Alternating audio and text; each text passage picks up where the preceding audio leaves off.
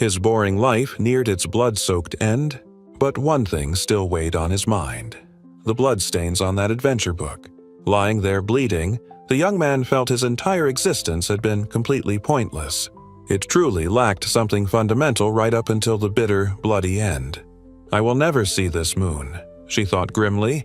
The pale moon hung full in the night sky. Suddenly, a sharp gasp escaped her lips.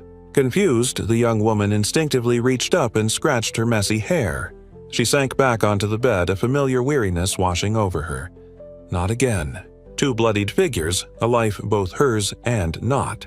A sudden fall hitting the floor hard. Then the thought, was this a second chance? The young girl, looking like an elf with pointy ears, seemed deep in thought, someone else close. The child put her hand to her chin, declaring her name and noble lineage. His pointy ear was quite noticeable, a telltale sign. The kid confirmed she was indeed born a vampire, saying she felt like herself. She offered a glimpse of her surprisingly sharp little fangs. An old woman smiled warmly at the young lady, looking relieved she was awake. Someone announced that her breakfast was all prepared and waiting. The girl smiled at Nan, promising to be down for breakfast after changing. Sunlight streamed in as the young girl sat, looking lost in thought for a moment. She remembered seeing the familiar, bright full moon from her old life's window. But the moon she saw now was different, a pale crescent among the stars. The little vampire realized this blue moon on the red planet meant she was far from Earth and humans. This new world had races, said to be God-made. 4 main civilized races existed, apparently. And guess what? Vampires were totally one of them. In this world, vampires were strong, using magic, living forever, and healing fast. But hated the sun. Becoming one seemed like a pretty sweet deal, she mused while touching her ear. Stepping out into the world, the young girl felt utterly astonished by the sight before her. She gave a confident wink, pointing her finger as something unseen moved with incredible speed. Hiding near a window behind some clattering plants, the young vampire confirmed her entry, realizing this place was far more significant than a simple draft. The curious girl gently creaked open a door and peeked inside, finding it just as gloomy inside this room as elsewhere. Mercy's companion leaned in close, relieved she was awake, declaring what a truly lovely night it was. The mother excitedly showed off their breakfast egg, marveling at the double yolk as a sign of luck. The young vampire politely greeted her mother, acknowledging the luck, though looking rather subdued. Her mother, noticing her quiet demeanor, wondered why she looked so down, especially since her eggs were sunny side up. The girl, however, had practical concerns, explaining the urgent need to fix the hallway floor and windows before winter hit. Her mom sighed, touching her chest thoughtfully, and reluctantly agreed that they probably should handle those repairs soon. "Oh, right," the young girl mumbled as if a thought just struck her during breakfast. Turns out her same-old meal consisted of a sad egg, watery soup, and some seriously stale bread she munched on. Resting her chin on her hand, she sighed, wondering what on earth they would do about all this mess. Hanging nearby was a portrait of a stern-looking older man with long hair and pointy ears. Apparently, her father was sending less and less money with every passing year, which explained her worries. Turns out her deadbeat dad is actually a rich lord, yet this is how they live. Despite being a wealthy lord, the young girl had never met him, only seen pictures. Clearly, he couldn't care less about his growing daughter. Her mother suggested she should really start drinking blood for nutrition, explaining the shabby treatment was because she was just a concubine. Someone then poured a dark red liquid into the young vampire's glass. She admits she doesn't totally reject blood, finding it delicious as a vampire despite conflicting past life memories. But she politely declines the blood drink, saying blood cooked into her food is enough for now, finding the mismatch unsettling.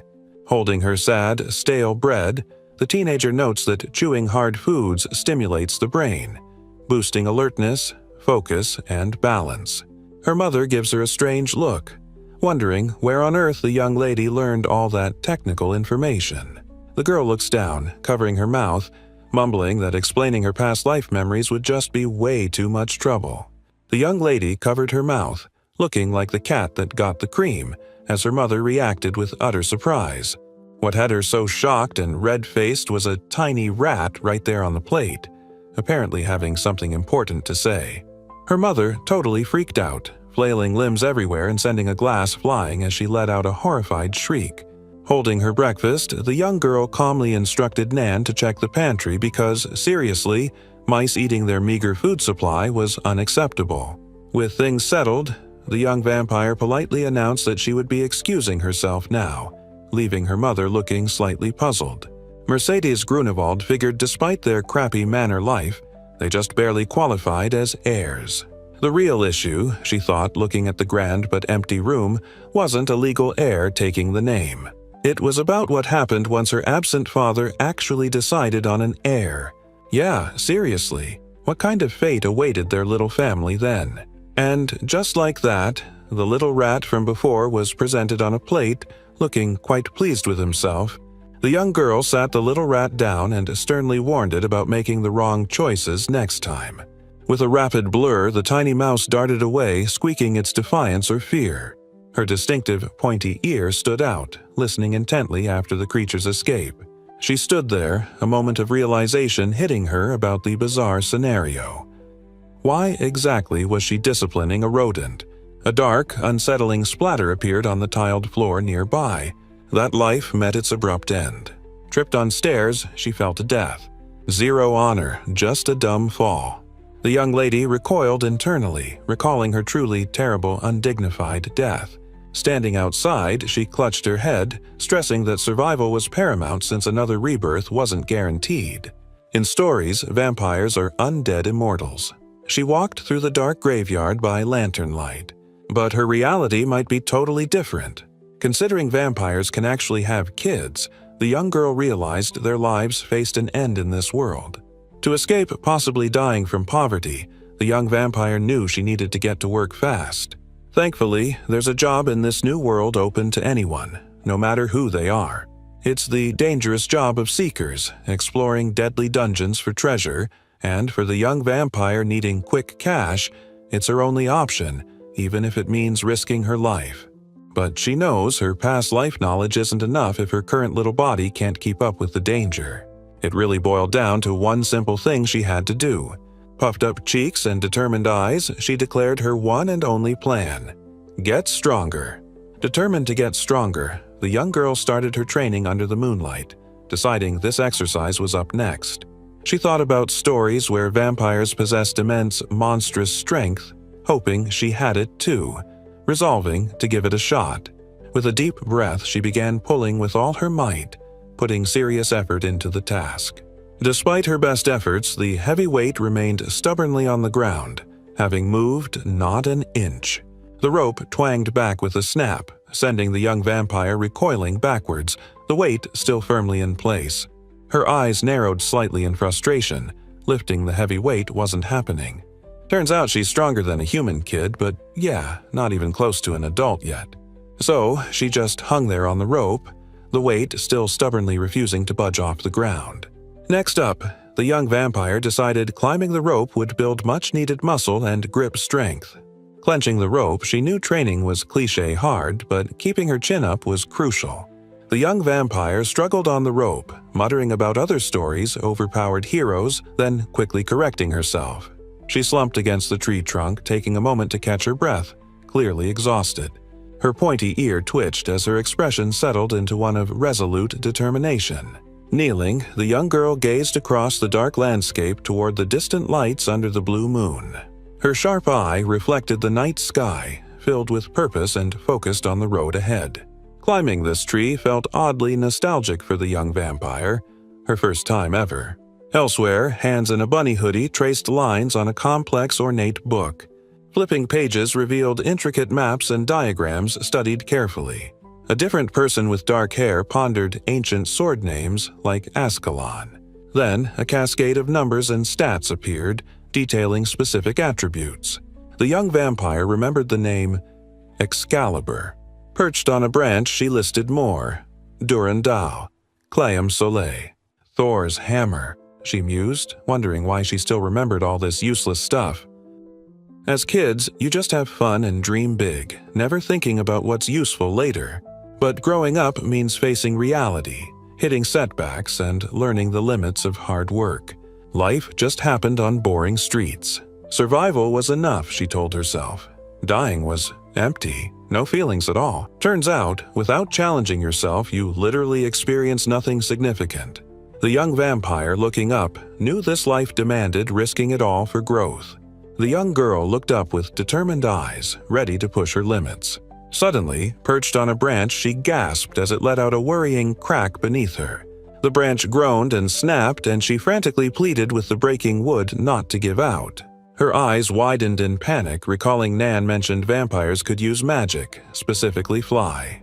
Knowing the branch was gone, she desperately thought she needed to use flight magic right now. The branch snapped and the young vampire plunged downwards, her eyes wide in panic. A cloud of dust rose into the air as the disturbance sent startled birds scattering into the sky.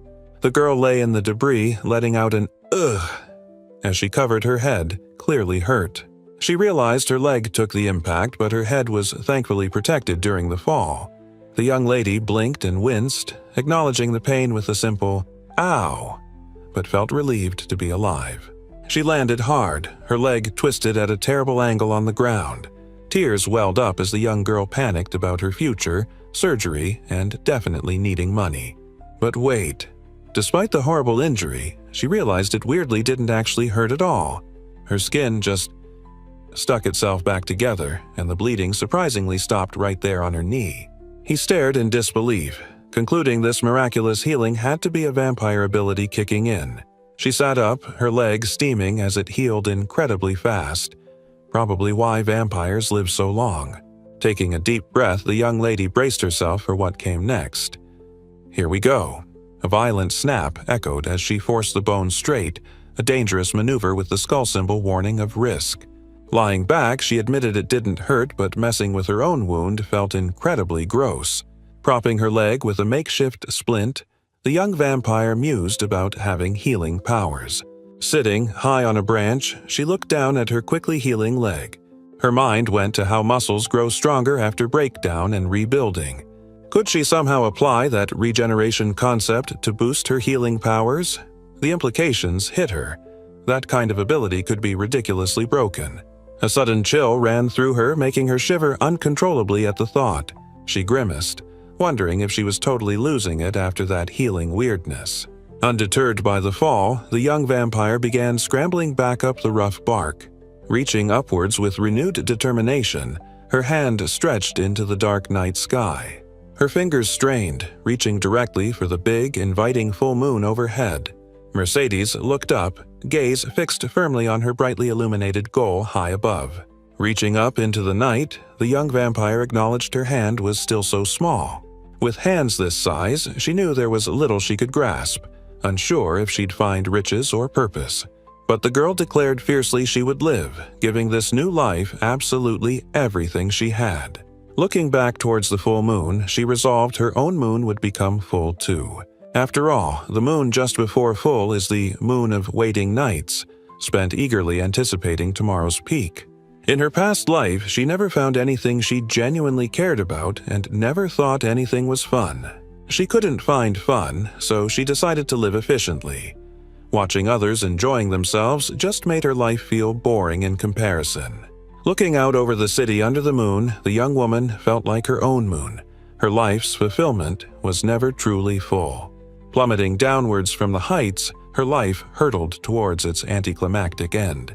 A wide, panicked eye reflected the rushing ground, her final, fleeting thought before oblivion. Full moon shines, a gasp erupts. She lay broken, stained, and crying. Wounded, she quickly tied a makeshift bandage. Coming to, the young vampire groaned, realizing she had completely passed out like a total amateur. Wiping her face with a frustrated "humph," she pushed away the lingering tears and dirt from her tumble. It's already stuck back together, she observed, stretching her fingers after a crazy experiment. After 3 years of this bizarre training, her body was finally healing faster.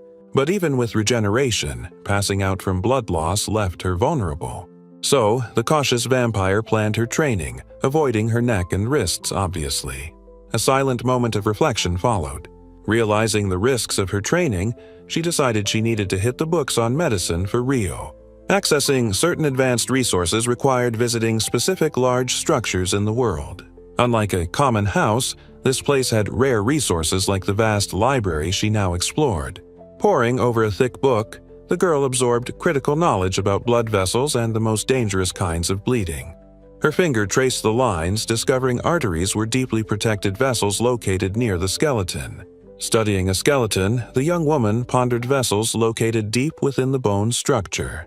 Learning from the text, she realized cutting through bone caused a far more lethal wound than flesh.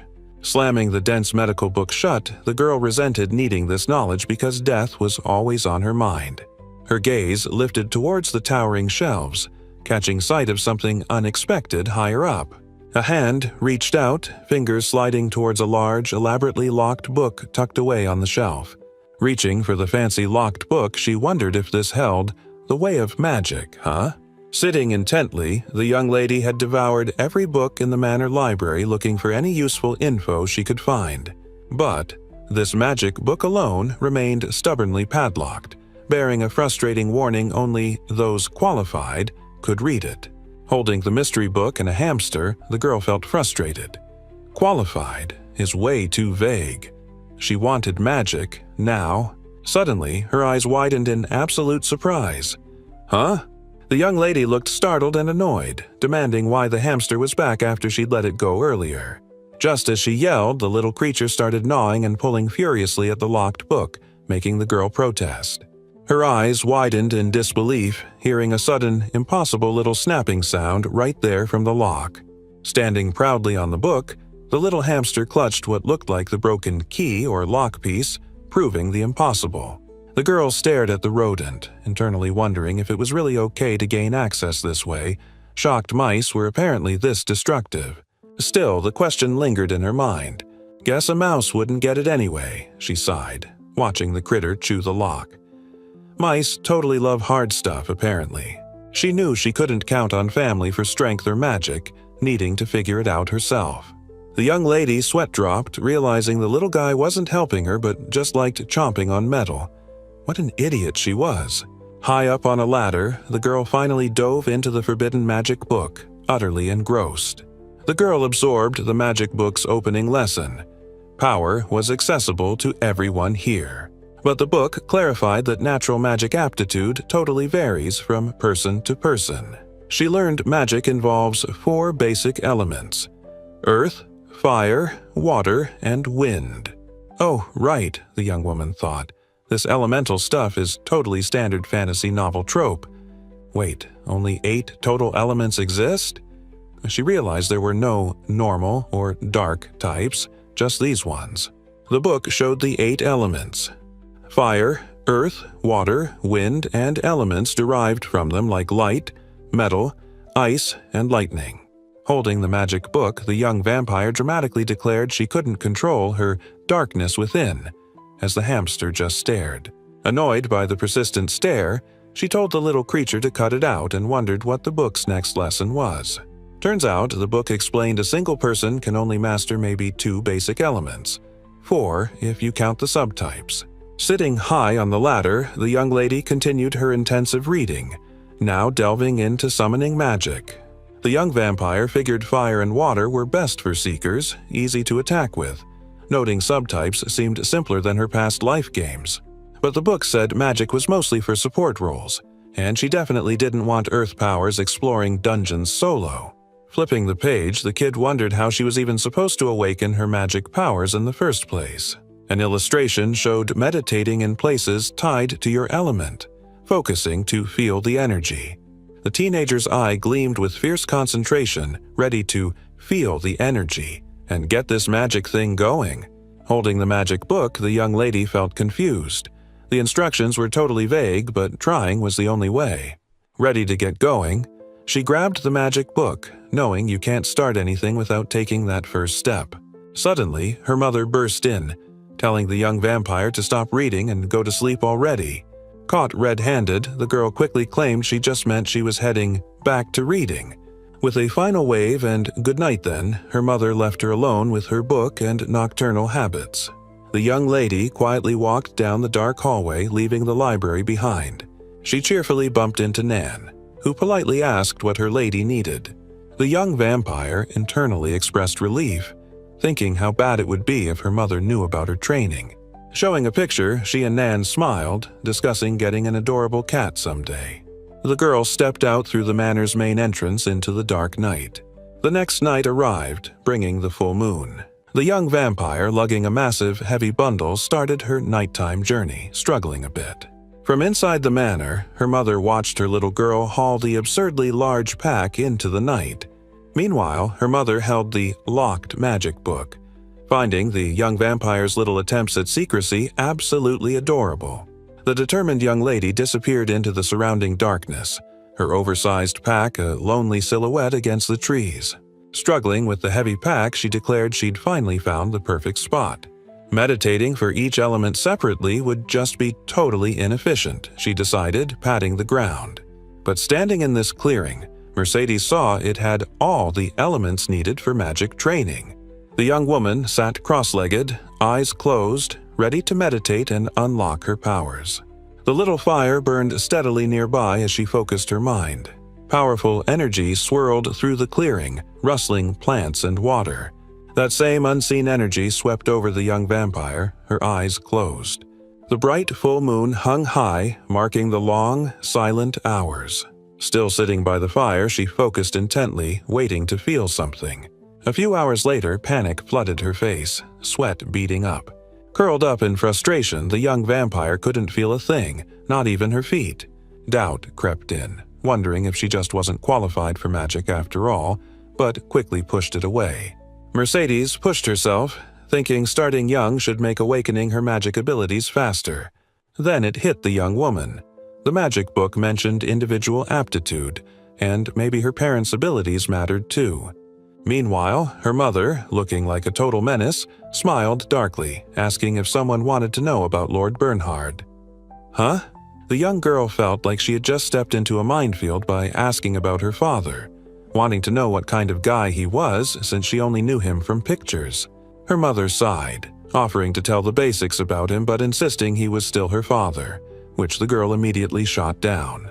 The young lady then brightened up, listing her positive traits, especially highlighting her truly excellent good looks. But her mother looked down sadly, confessing she herself was never talented or strong, feeling she had no redeeming qualities at all. Watching her mother get completely carried away telling her story, the little vampire couldn't help but notice she was really getting into it. Reflecting on her story, she admitted it was her biggest mistake. She caught the attention of Lord Bernhard during his visit, and he immediately demanded she share his bed. But she looked anxious, seriously thinking the guy wasn't really her type at all. An older woman whispered promises: huge house, pool, bath, daily steaks if she got pregnant for the child Lord Bernhard wanted. Looking nervous, she finally agreed to the arrangement, but only after specifying she wanted her steaks medium rare, leaving him utterly bewildered. The young woman sobbed uncontrollably, tearfully explaining that as a mere peasant girl, she couldn't refuse the lord of the land, and she cried for everyone involved. The little girl gratefully told her Nan, "Thanks," looking a bit surprised or overwhelmed by the kindness. And with that, the whole bizarre situation was summed up. That's how she was born. We see a mother carrying her little baby. The furious young lady railed about her steaks always being well done, while someone nearby nervously suggested it was consideration for breastfeeding. The young girl admitted she didn't know much about her father because he stopped visiting her as she got older. Sipping a drink, the little vampire figured looking like her mother meant she wasn't a viable heir, just understanding the situation. Her mother looked sad, saying her daughter might look like her, but she desperately didn't want her growing up just as useless. Mercedes looked totally surprised, asking why her mother felt useless since Nan said anyone could use magic. Pointing, the young vampire admitted she failed her first magic meditation attempt, deciding her listener was too young for the gory details. Her mother mused, maybe she could have mastered magic if she tried, but decided she could live without it.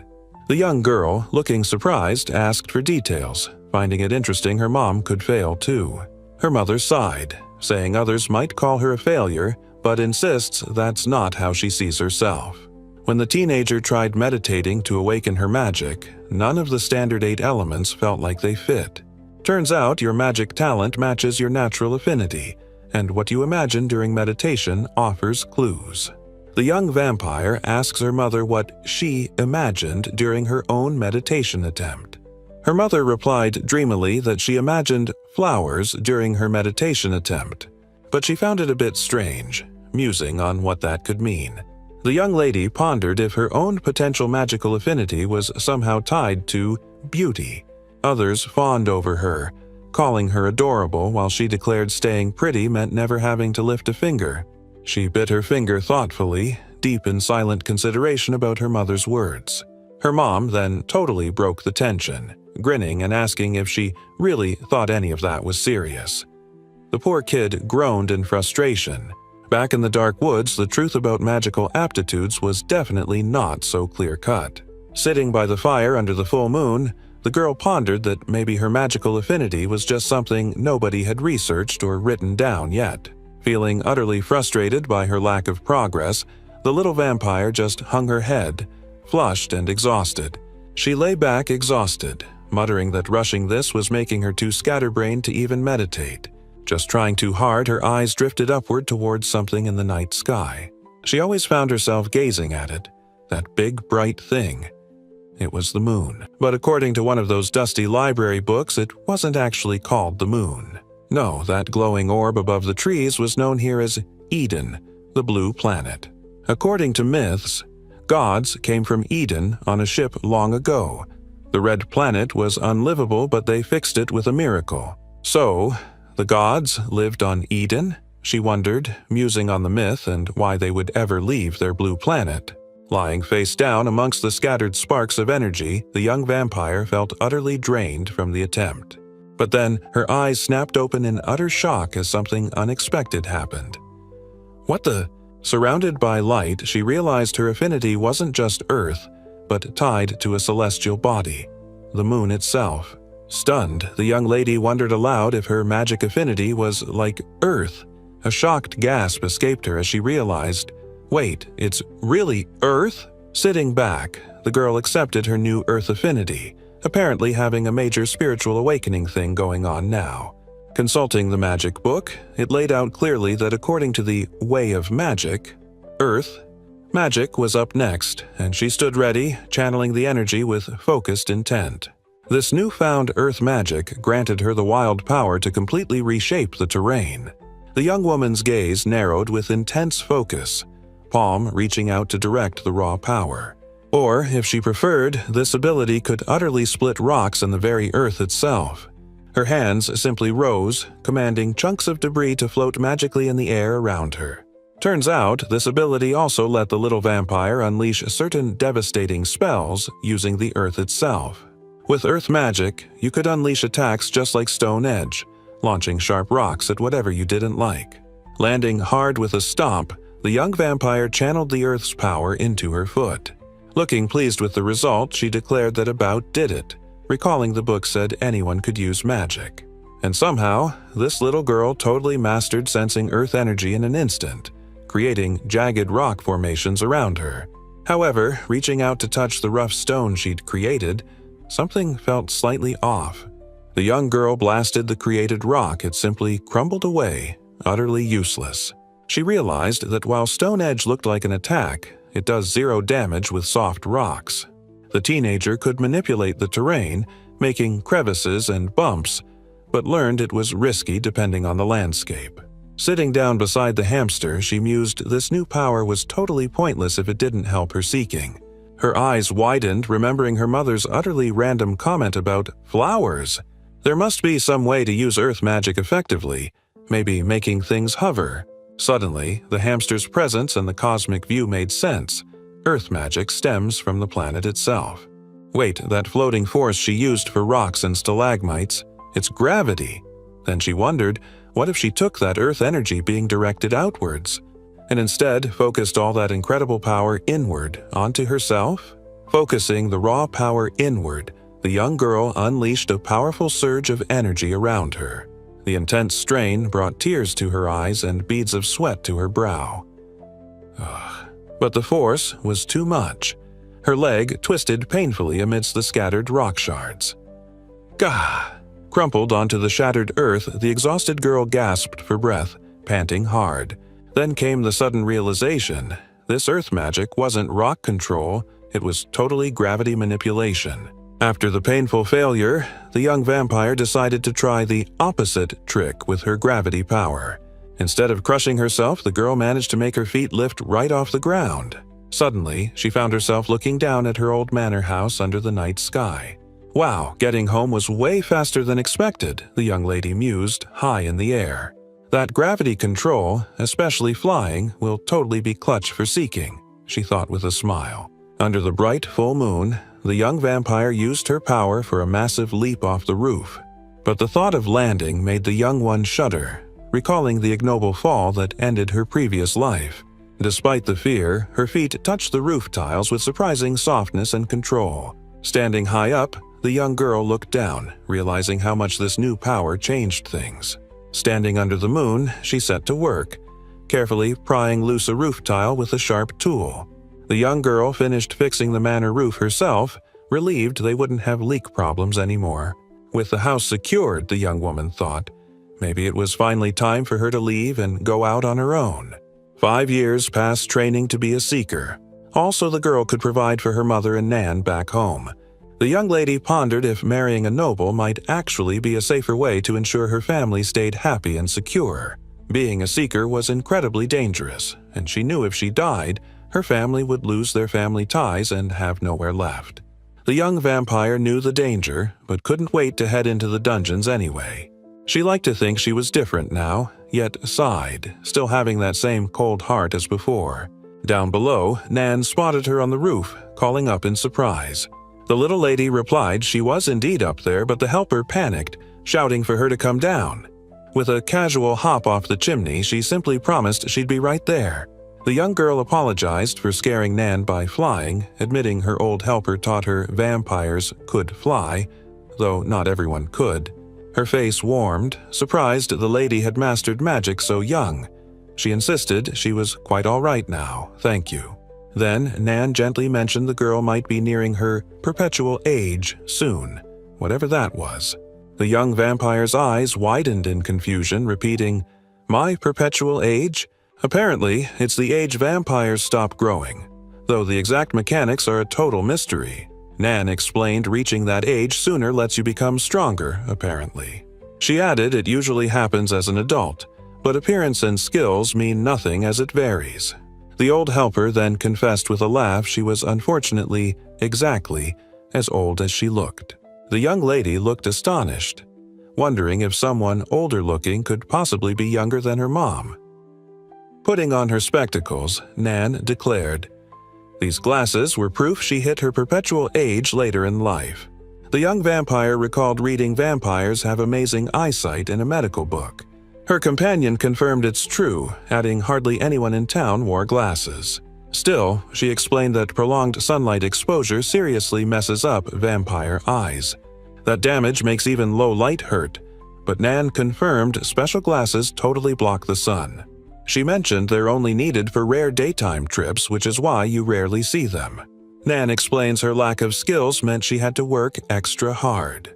The young lady looks troubled hearing the old helper ruined her eyes from working during the day. She gestures with her hands, referring specifically to Lady Mercedes. The old helper points out the expensive glasses box, mentioning they belong to the manor, lent by Lady Lydia, to whom she owes much. Sitting together outside, Nan declares her wisdom will protect Lady Lydia when the time is right, despite her weakness. The kind old helper reassured the young lady not to worry too much. But the young vampire worried if her mother knew about her dangerous seeker plans.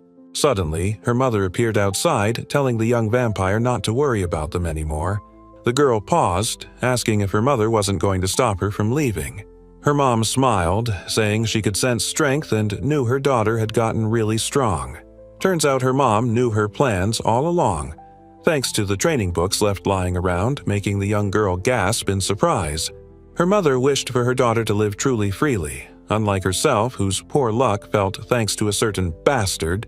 The young lady's eyes widened, looking visibly surprised by her mother's heartfelt words. Her cheeks flushed slightly, processing the unexpected depth of her mother's sentiment. Standing in the garden, the mother didn't know what to say, while the young vampire had been totally ready for a fight to convince her. She saw her mother and loyal Nan, their future depending on her choice. The young lady declared her firm decision: she would become a seeker. Of course, her mother and Nan supported her completely with warm smiles. Then the girl sprung it on them. She wanted to leave, right now, to register, much to Mom's surprise. Panicked, her mom ordered Nan to gather supplies, but the young vampire calmly insisted she was totally prepared. But her mother couldn't just send her daughter out there totally empty-handed. The young lady paused, a thought dawning on her about her mother's words. Under the full moon, the girl then made a single request regarding her departure. "All right," she murmured, carefully putting on a pair of glasses. Standing outside, she mused that losing her eyesight in dark dungeons would be the end of her, so she needed to be careful. She realized her father probably wanted them far away because the closest Seeker's city was miles off. But hey, she figured if she just used her flying magic, she'd get there in minutes. And with a whoosh, the teenager was off, a streak across the night sky heading for the Seeker's Guild. The distant lights of the city came into view below, marking her arrival. Stepping onto the bustling street, the young lady took in the city nightlife around her. The young girl stood before a fancy gate adorned with a knightly crest, ready to sign up. Pushing open the heavy door, the teenager peeked inside, feeling a tiny bit nervous.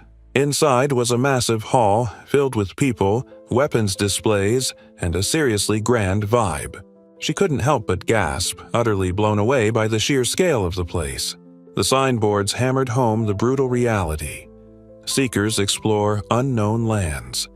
And yeah, lots of them don't make it back. Established way back in year 112 RP, the Seekers Guild exists to totally have Seekers' backs. It's where folks share secrets, maps, and rent gear to keep death rates low, thankfully. Looking utterly lost, the young woman asked where the front desk was before someone finally spoke up. A person with a fierce stare and wild makeup declared her cute and asked what the girl needed. Approaching the counter, the confused summonee stated her intent to become a seeker as a form slid her way. The receptionist handed over the rules, asking if the girl was even capable of reading them. A simple yes was her only reply, earning her a snide compliment about being smart. The diligent teenager buckled down, scratching away at the registration form with a quill. Snatching the paper with a surprised gasp, the woman demanded if she had really finished already. Turning slightly, the young lady ran through the details. No guild responsibility for accidents, but also no limits or demands. The receptionist is totally shocked, praising the girl's speed and declaring it was perfect. Calming down, the receptionist reads the name, Mercedes Calvert, and notes the missing address, then pauses, glancing at the age. The girl feels scared. Looking closer at the messy form, she asks if, 20 is correct for the age listed. The receptionist is jealous she reached her perpetual age early, but tells her to fix her handwriting because 20 looks like 1. The girl apologizes nervously. Using her mother's maiden name, Calvert, avoids drawing attention from the local Lord Grunewald. She justifies this wasn't technically lying, despite needing to lie about her age. The young vampire insisted she'd get the blood herself, using her own nail while someone remarked it was a shame. The receptionist then demanded a blood sample on a card to test her seeker aptitude. Drops of her blood fell onto the testing card. Noticing her rapid healing, the woman commented on how fast she recovered from the cut. Then the receptionist stared at the result on the card, screaming, "What the hell?" With stats like that, the woman declared she could probably just make her B or C rank, even with magic only at level 2. The woman yelled, asking if the stats were bad or good, while the teenager wondered how single digits could be surprising. Calming down, she apologized for losing herself for a moment and offered to explain everything. The Seeker card showed her stats were incredibly high compared to the average level 1, suggesting the girl could perform A-rank jobs. Pointing towards the board, she instructed the young vampire to find jobs and raise her rank, adding that F rank really didn't suit her. The receptionist remarked she seemed careful, but the young vampire insisted she was just a coward sticking to simple tasks. Stepping away, the teenager navigated the busy guild hall stairs, observers passing by. Standing before the job board plastered with options, she let out a thoughtful humph. Reaching back to the counter, the girl surprised the receptionist by coolly announcing she'd take 3 jobs. Her chosen tasks: capturing werewolves, surveying a dungeon fountain, and mapping that same dungeon. The woman holding the forms nodded, saying taking all 3 was a good call. She'd totally nail it. The young girl then peeked over the counter asking if they had any pictures of the werewolf targets. That's annoying, she thought. Pictures would make the job way easier, obviously. With a wink, the receptionist offered cheap weapons for rent, looking like she knew a secret. But the hesitant girl politely declined, saying, "No, I'll pass, sure." The receptionist, looking sharp, kindly offered a map and supplies for the dungeon fountain survey, noting the 5-hour walk. Handing over the parchment, the woman casually mentioned that all the job supplies were totally free. The young girl looked incredibly relieved, grateful that at least this wouldn't cost her anything. Turns out, her earlier claim of being prepared meant she literally had nothing to begin with.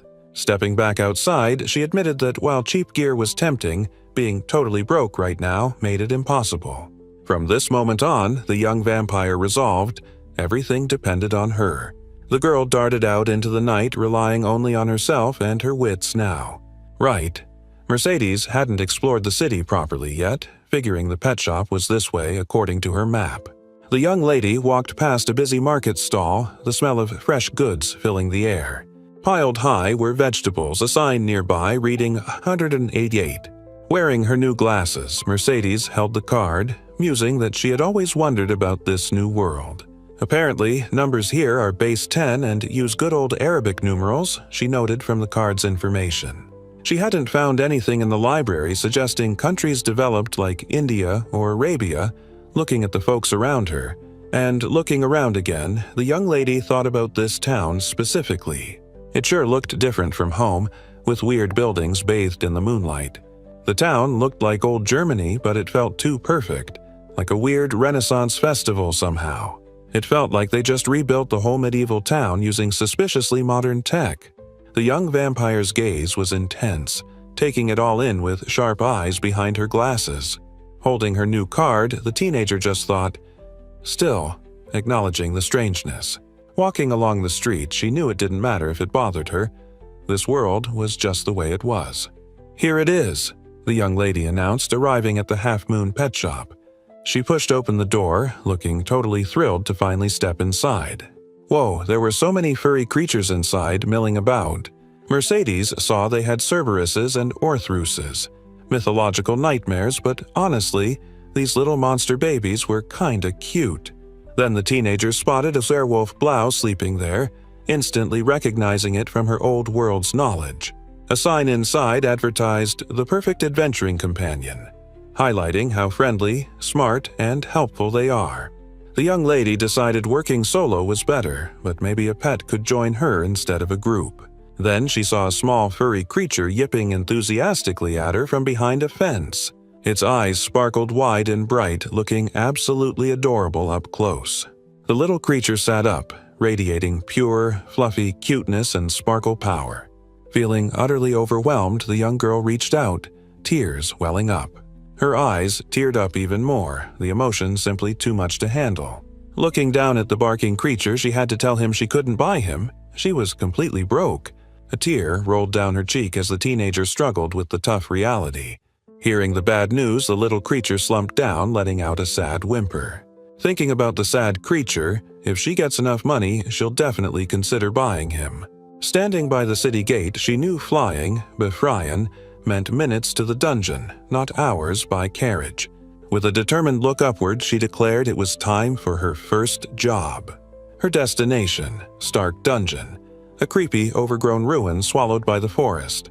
And just like that, the small figure zipped toward the dark, imposing entrance. The young vampire squinted, realizing vampire night vision wasn't enough. She really needed a lantern. Stepping deeper inside, the dungeon was pitch black, just like unmapped ones always are.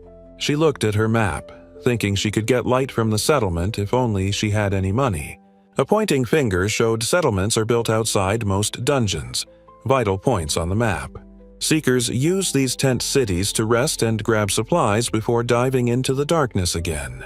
She looked down, a bit flustered, realizing her current predicament. Deciding against turning back, the young lady mused people would totally laugh if they knew she came unprepared. Her boots crunched over debris, snapping branches underfoot. Thinking about those without money for proper gear, needing smarts and ambition instead. So, the determined newcomer started breaking branches for something useful, apparently. Resourceful, the girl used a small knife to slice through the wrapped branch, fashioning a crude torch from gathered materials. Then, somehow, the wrapped end ignited with a burst of light and flame. Holding up her improvised light source, the young vampire smiled with tired satisfaction. All right, though this made-do torch would work for now, she knew getting a real lantern was priority one once she earned some cash. Speaking of powers, looking at her card, she discovered her secondary affinity was actually wind. She wished her second magic was fire, not wind, sighing that would be way more useful as she sweated slightly. Turns out her wind magic, just like earth magic, would need some serious work to make it useful to her. But she wouldn't let inconvenient affinities stop her, declaring it was time to get back to work inside the dark dungeon. After all, the young lady believed that facing inconvenience was exactly what sparked true innovation and cleverness. So, holding her makeshift torch high, the determined adventurer took her first steps down the dark stone stairs. The young adventurer, wearing her new glasses, looked ahead into the flickering dungeon gloom. Holding her improvised torch high, the courageous girl ventured down the dark stone stairs into the abyss. Mercedes mused, "So, this is what it's like inside," realizing this was the area she had to map. He kept walking, noting he was still on the first floor but thankfully hadn't sensed any monsters yet. The young lady paused, scanning the shadows around her, torchlight cutting through the darkness. Perched on some rubble, the adventurer meticulously mapped the dark dungeon section with her quill pen and torchlight. Water dripped from the crumbling ceiling as she carefully noted the strange formations with her flickering light. Pondering the confusing layout, the teenager held her quill thoughtfully, mapping this place was turning into a real pain. She mused that finding an assistant just to hold her light and gear would honestly make this dungeon mapping way simpler. Sitting utterly exhausted by the small fire, the girl sighed, admitting this whole solo gig was way harder than she'd ever imagined. The girl figured mapping would be way simpler if she could just do it while she walked through the dark. Suddenly, the makeshift torch sputtered and died right there on the floor. Dang it. The young vampire looked stressed and worried, realizing she still wasn't done mapping the dang dungeon level. Her boots stood on the rough ground as she thought leaving meant losing precious time and skipping her other jobs. Touching her lips thoughtfully, the confused summonee wondered if there was any other way out of this problem. Hearing something nearby in the darkness, the young woman wondered if it was a monster or just a bird. The sounds continued, fluttering close by, followed by a small squeak right in front of her. Thinking about bats, she wondered if they used ultrasound to sense objects in the dark like this. Whatever it was, she couldn't see it despite straining her eyes. But since it wasn't hostile, it couldn't be a monster. Could it be a bat? Then, a sudden thought struck the girl, her eye widening behind her glasses. Wait! Thinking hard, the young vampire realized sound is just vibrations, even that tricky ultrasound stuff. Then it clicked. If wind magic controls air, maybe she could use echolocation too. The sheer impossibility of the idea hit her hard. There's no way. Right? But the teenager knew if she could pull it off, mapping would become ridiculously efficient. She took a deep breath, a nervous sweat beading. Guess it's worth a shot trying this crazy idea. First, she had to picture her magic gathering in her throat, getting ready to make some noise. Visualization was totally essential for magic in this world, she remembered with intense focus. Concentrating maximum energy, she'd focus it into a high register, building the power, and then release it, sending waves of force blasting through the dark dungeon. A piercing screech filled the space, a raw sound echoing through the stones. That piercing screech blasted outwards, scattering startled bats flying away from the sound wave. The wave expanded across the ground, revealing the crumbling stone floor and scattered debris. It struck the dungeon wall, bouncing back like a radar ping in the darkness. The energy wave hit the ceiling above her head, echoing back with perfect clarity. Blinking in shock, she gasped, "I can see the dungeon structure! I've got it!" Still, she realized it was way too dark to actually write anything down. But hey, based on that echo bouncing back, she could tell there's a hole in the ceiling and something bumpy on the floor over here. If that bumpy thing is a plant, she figured, there might be some light coming from above. Now that she could map again, Mercedes knelt down to quickly scribble the new layout before she forgot. Her echolocation was right. Light poured in from above. Mercedes meticulously drew on her map, confirming her magic's accuracy. This new power was surprisingly accurate for someone just learning it. She knew she could definitely use this. Then, faint noises drifted down from the opening above. Two figures peered down from the ceiling gap, one a rough-looking man asking why they'd come back up for just a brat. High above, a loud guy chuckled, dismissing the warning about unusual magic they sensed. The rough-looking man shouted down, demanding if she lost her lantern and was actually mapping here. He lectured the small figure below, insisting dungeons weren't playgrounds and asking about her missing gear. Then he gruffly held out a lantern, ordering her to take it, but she calmly declined, saying she was fine. The man then explained they had fire magic for light, smiling and telling her not to be polite about taking his. He explained their rich client meant they could buy anything, even lots of lanterns, surprising her. A boss? She wondered.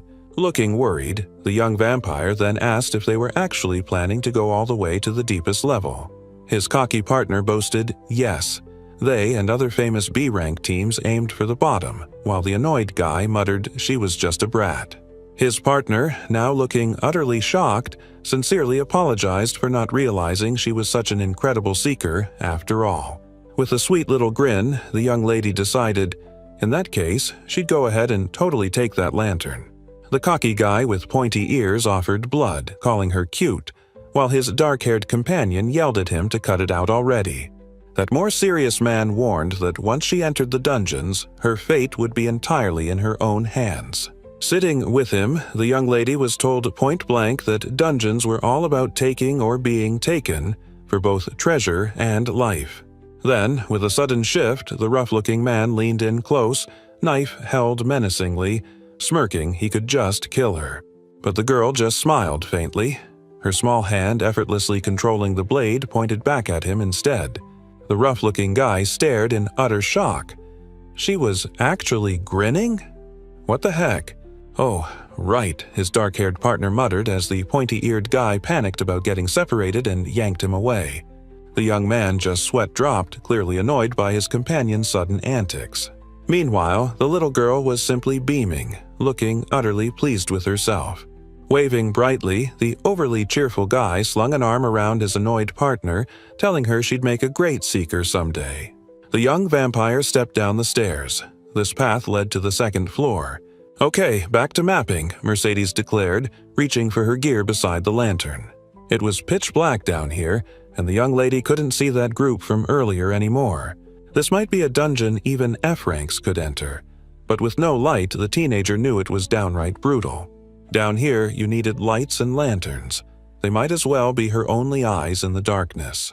Yet, he just gave away his eyes, needed to fight monsters deep in the complete darkness. They weren't close, relying only on the dim light of their teammates in the gloom. That cheerful guy with the pointy ears? Yeah, guys like him die quick down here. In that case, she decided, firmly walking up the stairs now. And in that case, the sneaky girl thought with a grin, she'd totally use that valuable resource for herself. Here, the young vampire mused, manners and fake smiles meant absolutely nothing. She knew only the truly ruthless ever stood a chance at winning. Grinning with her new lantern, the young girl declared she was totally ready. Suddenly perched on a crumbling wall, the young lady heard heavy footsteps below.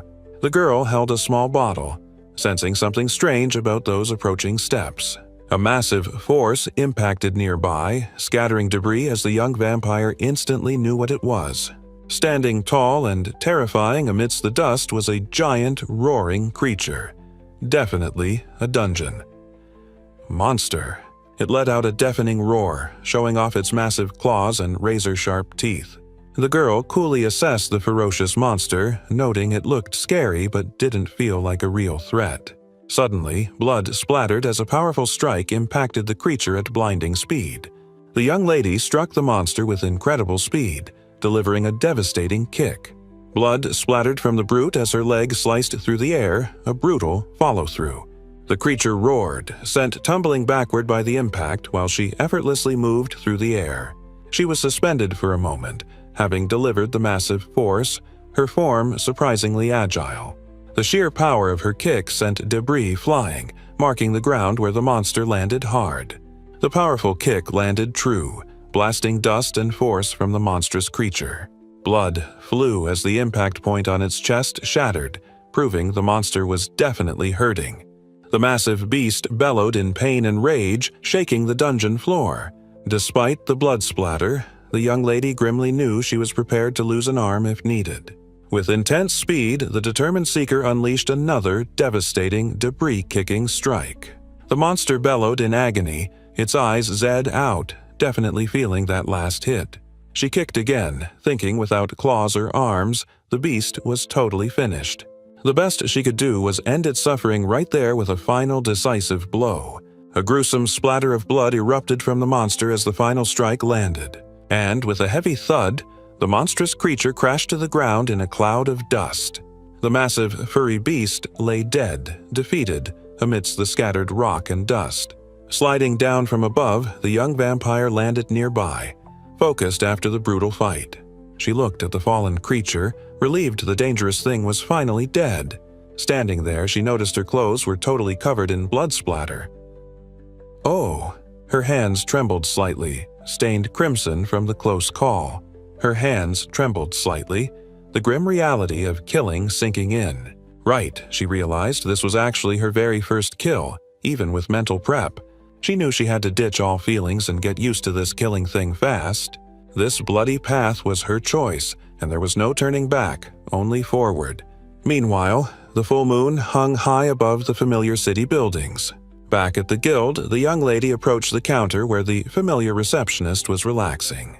The sharp-dressed woman smirked, asking if she was giving up already.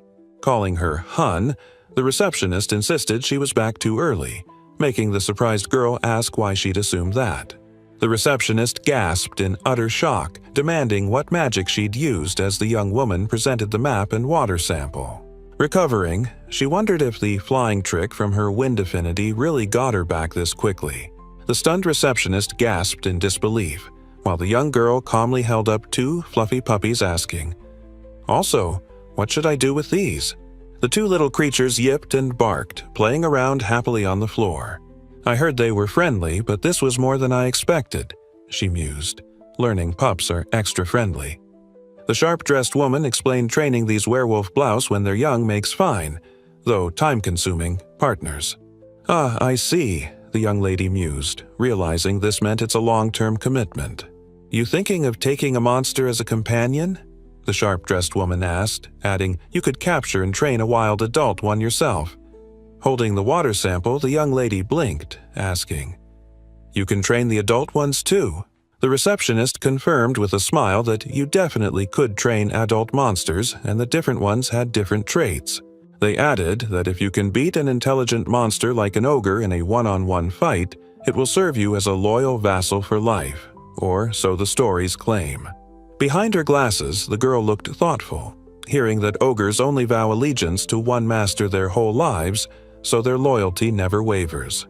"Ha, hold, Anna S. Eek, Hun," the sharp-dressed woman yelped, reacting to the ogre idea, while the young lady thought it didn't sound half bad.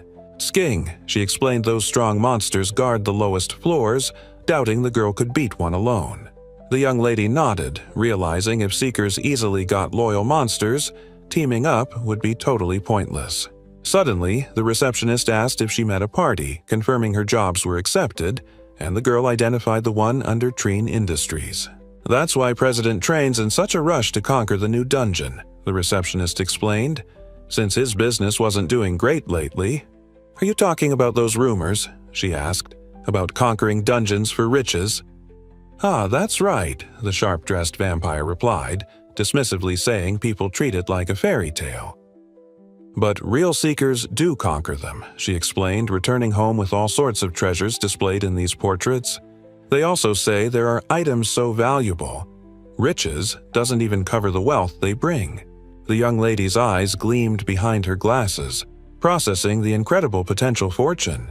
The receptionist leaned in close, intensely asking if the young lady was after the bottom-floor riches. She gently pushed the hand away, saying she was just curious what was actually down there. "Marvelous! That makes you a true seeker, hon," the woman exclaimed while the teenager just asked for her reward. Reward received. 40,000 yerks were paid out. Ka-ching. Her boots hit the ground as she walked, pondering what the girl's next order of business should be. What happens now is up to her. Finally earning some cash, the young girl knew this meant she could totally avoid that future where she was disowned and starved to death. Turns out, the deeper you go in the dungeon for guild jobs, the higher the reward. So, obviously, that's where she was going. And if that's the case, she reached out like she was grabbing the very moon itself above the rooftops. She'd squeeze everything out of this adventure, determined to reach the final floor next. Chaos erupted near the wall as someone desperately yelled for them to follow orders. Lying defeated amidst the rubble, the wounded man cursed this sudden turn of events. Standing over his crushed party members, a massive horned ogre bellowed that this was supposed to be a beginner dungeon. In an extra comic, the young girl Margaret proudly wrote out her name and connection to the Lord Father. A stern maid figure scolded the girl about silly pictures, then announced it was mealtime for Lady Margaret. Her mother, looking tired but smiling, lovingly told Margaret her pictures were very lovely. But the stern maid showed a drawing, sighing that she kept drawing siblings she'd never even met.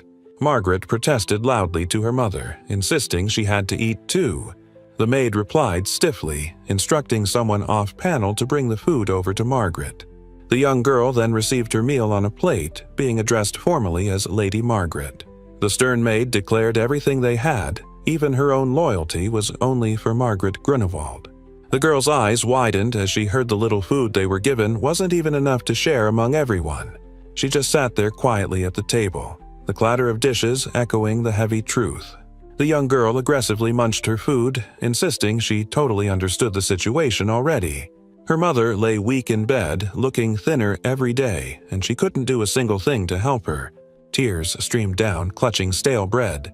"It hurts," she sobbed, utterly starving. Faces appeared before her, distant siblings from her drawing. A flicker of hope. Staring at the paper, the young girl wished her big brothers and sisters would come and save her now. Suddenly, a hand jolted into view, startling her as someone reached for the precious drawing. Holding it, one man asked, "Are you Margaret Grunewald?" While another scoffed, "What are you talking to a drawing?" The young girl looked up, eyes wide and cheeks flushed, asking shyly who they were. One of the men grinned, pointing, and declared his name was Boris Grunewald, introducing the other guy as Gottfried. "We're your big brothers," he announced. Her jaw dropped in utter surprise. "Huh? You are?" she gasped, totally taken aback. Boris turned to look at the manor, thinking what a dump it was and wondering if they were even related, given the state of the place. The young girl looked down, embarrassed, quietly admitting that they didn't receive much. His eyes held a heavy truth, revealing the difficult news that his mother was sick. In that case, her big brother offered to tell her how to save herself, adjusting his tie with a sly grin. He explained they needed her help at an upcoming party for their brother Felix, planning to steal his heir spot. The young lady looked shocked. Hearing her status as a concubine's daughter meant this plan was her only real option for future benefit. With a wave, her brothers left, promising more details later as they stomped off through the garden. The torn drawing of her wished-for siblings lay forgotten on the ground. Suddenly, a cheerful new girl appeared, declaring she was Monica Grunewald, also a child of the Lord. Her eye narrowed slightly as a voice asked directly if she planned to help them. Looking serious, the other girl stated bluntly she hated liars and demanded honesty, promising to keep her secret. Then, the insistent girl squeezed her hand tightly, waiting for an answer. The young girl doubted that guy who promised help after hearing about her sick mom, even if he said her drawing was great. The other girl admitted she totally thought she was a spacey blockhead but now saw she had a sharp eye. Leaning in, the new girl declared she'd side with whoever was stronger, wondering how the last concubine daughter would act. Turns out there was another, Mercedes Grunewald, and the new girl suggested they go visit her. Taking a look at the place, someone noted that this other house was also completely falling apart. Monica was totally buzzing, thrilled to find someone her age who completely understood her. Both girls just stared, completely stunned, asking if she seriously just said, "Seeker." The young vampire announced her decision loud and clear. She was becoming a seeker. Her new acquaintance was horrified, asking what on earth that girl was thinking. Lots of seekers die. Their older companion sighed, realizing the family inheritance wasn't even remotely on her mind. A different girl called out the young lady's name, surprising her. Meanwhile, out there in the world was Mercedes Grunewald. She was carving out a path to live on her own, while one girl was off being a crybaby. Standing on her own 2 feet, she never relied on excuses like her age, gender, or having a concubine for a mother. Back at the manor, the stern maid looked ready for action and declared, "I want to change too." The stern maid grumbled, holding a drawing, wondering when the girl would stop with those stupid pictures. But the determined maid vowed she would be the one to protect her lady and her mother, holding a flag fiercely. A moment of quiet resolve passed over the maid's face, tears welling slightly. Meanwhile, the young girl lay beside her weakened mother in bed, watched over by a figure in the shadows. And then 2 men arrived in the hall below, watched carefully by the loyal maid as someone else stood upstairs.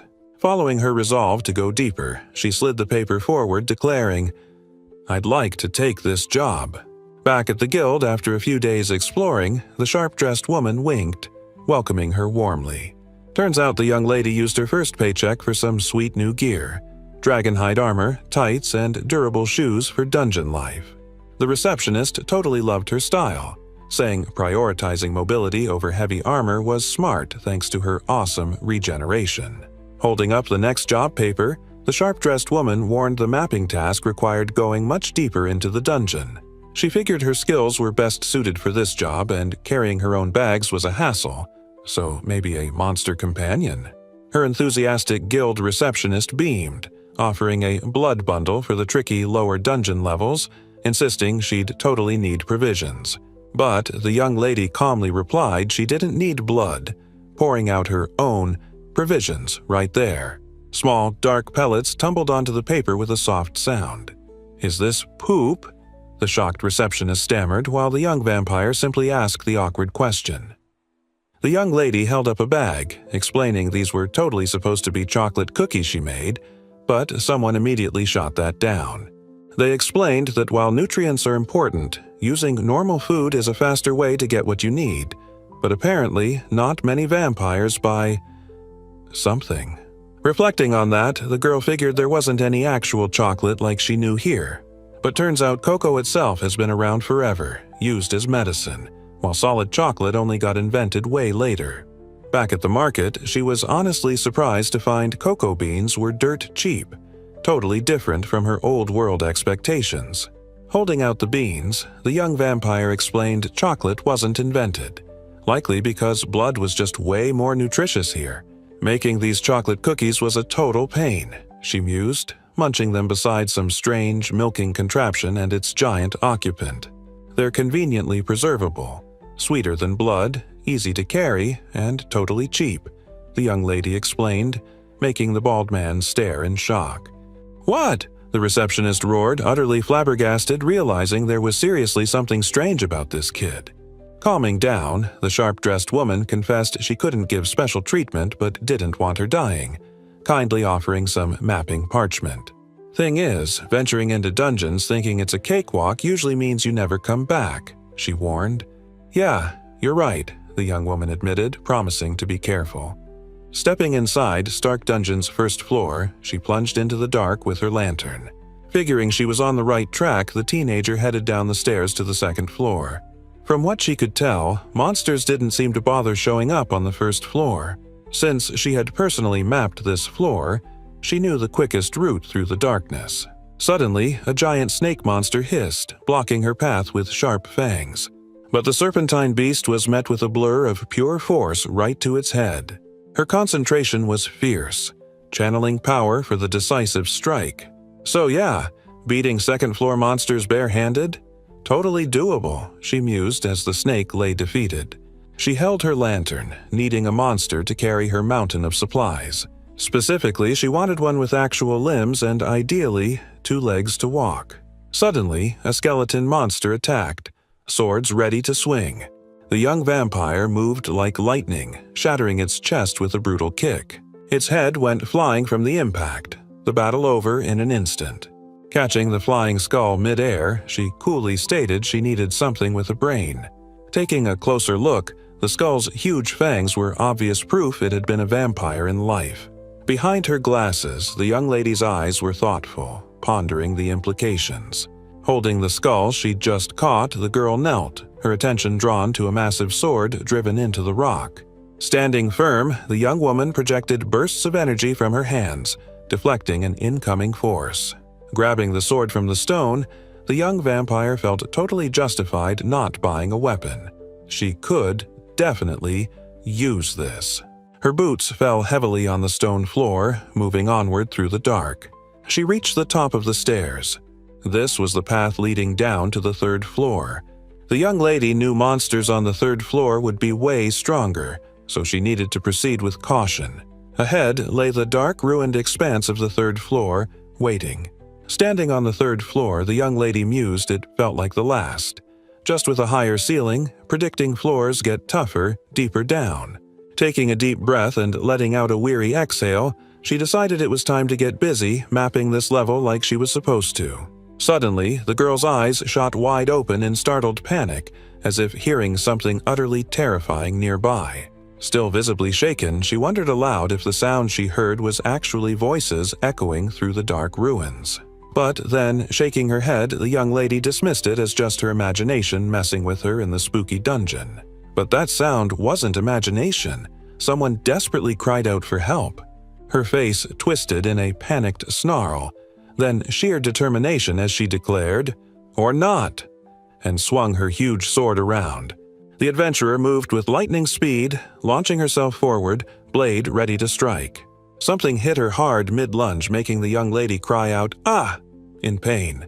Scrambling up from the impact, she caught a distinct, horrifying smell. It reeked of blood, meaning a whole party was definitely in danger. The young lady's eyes widened in absolute horror.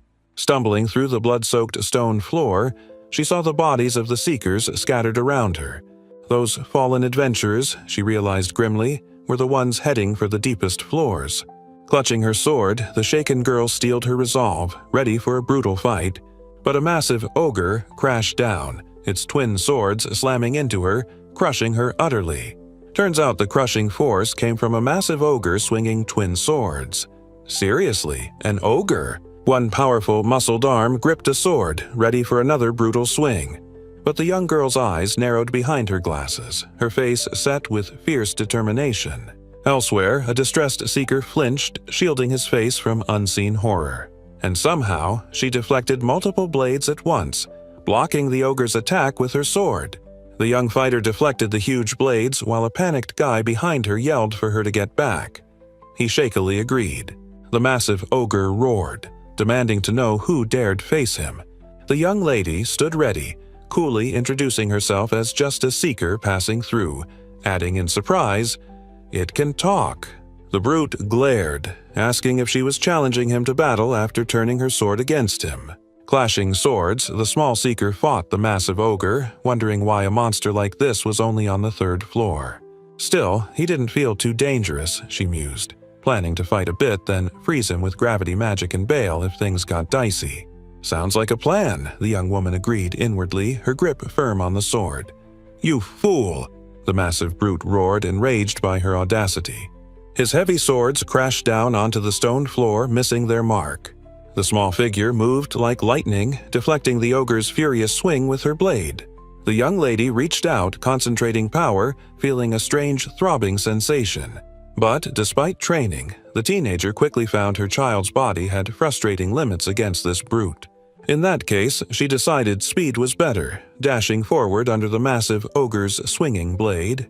The small girl slammed low near his giant foot, aiming for the monster's vulnerable ankle. With incredible speed, she grabbed hold of the ogre's ankle, securing her position for the next move. The massive brute roared, putting all his strength into swinging the sword down. But the small figure was too quick, blocking his heavy blade right by his leg. Then she spun low, dodging another strike positioned perfectly for her next move. The ogre roared in frustration, clenching his fists, unable to land a hit on the agile seeker.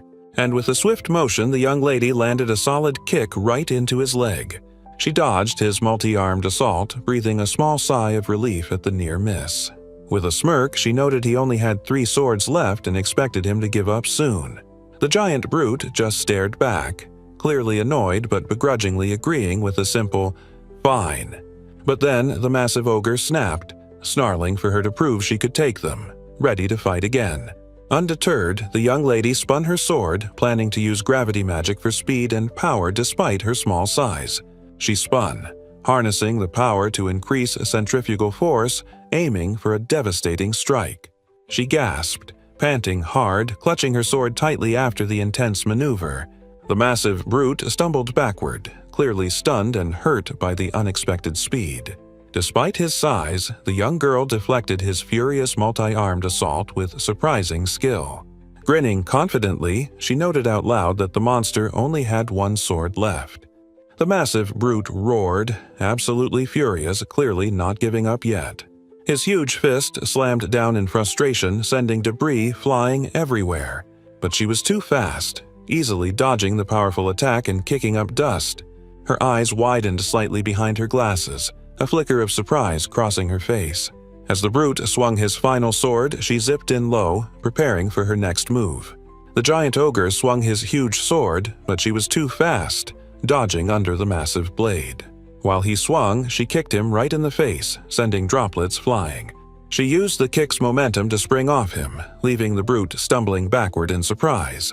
The angry ogre roared, his eye now clearly damaged from her unexpected strike. He flinched away in pain as her sword zipped past him. After dodging, her blade found its mark, plunging deep into the brute's chest. Victory is hers. Despite the wound, the massive hand still gripped the blade fiercely. His struggle ended there, the sword still buried deep as his eyes finally closed. As the massive brute collapsed, the sword hilt hit the ground with a finality. Having delivered the final blow, the small figure landed lightly on the debris-strewn floor. The massive ogre lay defeated, his sword clattering away as he admitted, "Indeed, I have lost." His bound limbs slid against the stone floor, a sign of his utter submission. The young lady stood victorious over the powerful brute as he knelt before her. He declared his warrior code. Strength was the ultimate law, and he'd be loyal to those who bested him. "Then I want you as my servant," the girl said, thinking, "Lucky me." The young lady held her sword toward him, and the massive ogre declared, "Yes, master. Your wish is my command." He had learned a grim truth. Trust among seekers isn't worth crap. They'll cross you the second it benefits them. But loyalty from monsters is rooted in their instincts, she mused, like how wild animals are loyal to their pack's leader. She gestured for the ogre to wait, deciding, "Right, wait here for now. I'd much rather have a monster watching my back." Standing over a survivor, she asked, "It's safe now. Are you all right?" The terrified survivor clutched himself, stammering his heartfelt thanks for saving his life. He thought it was over.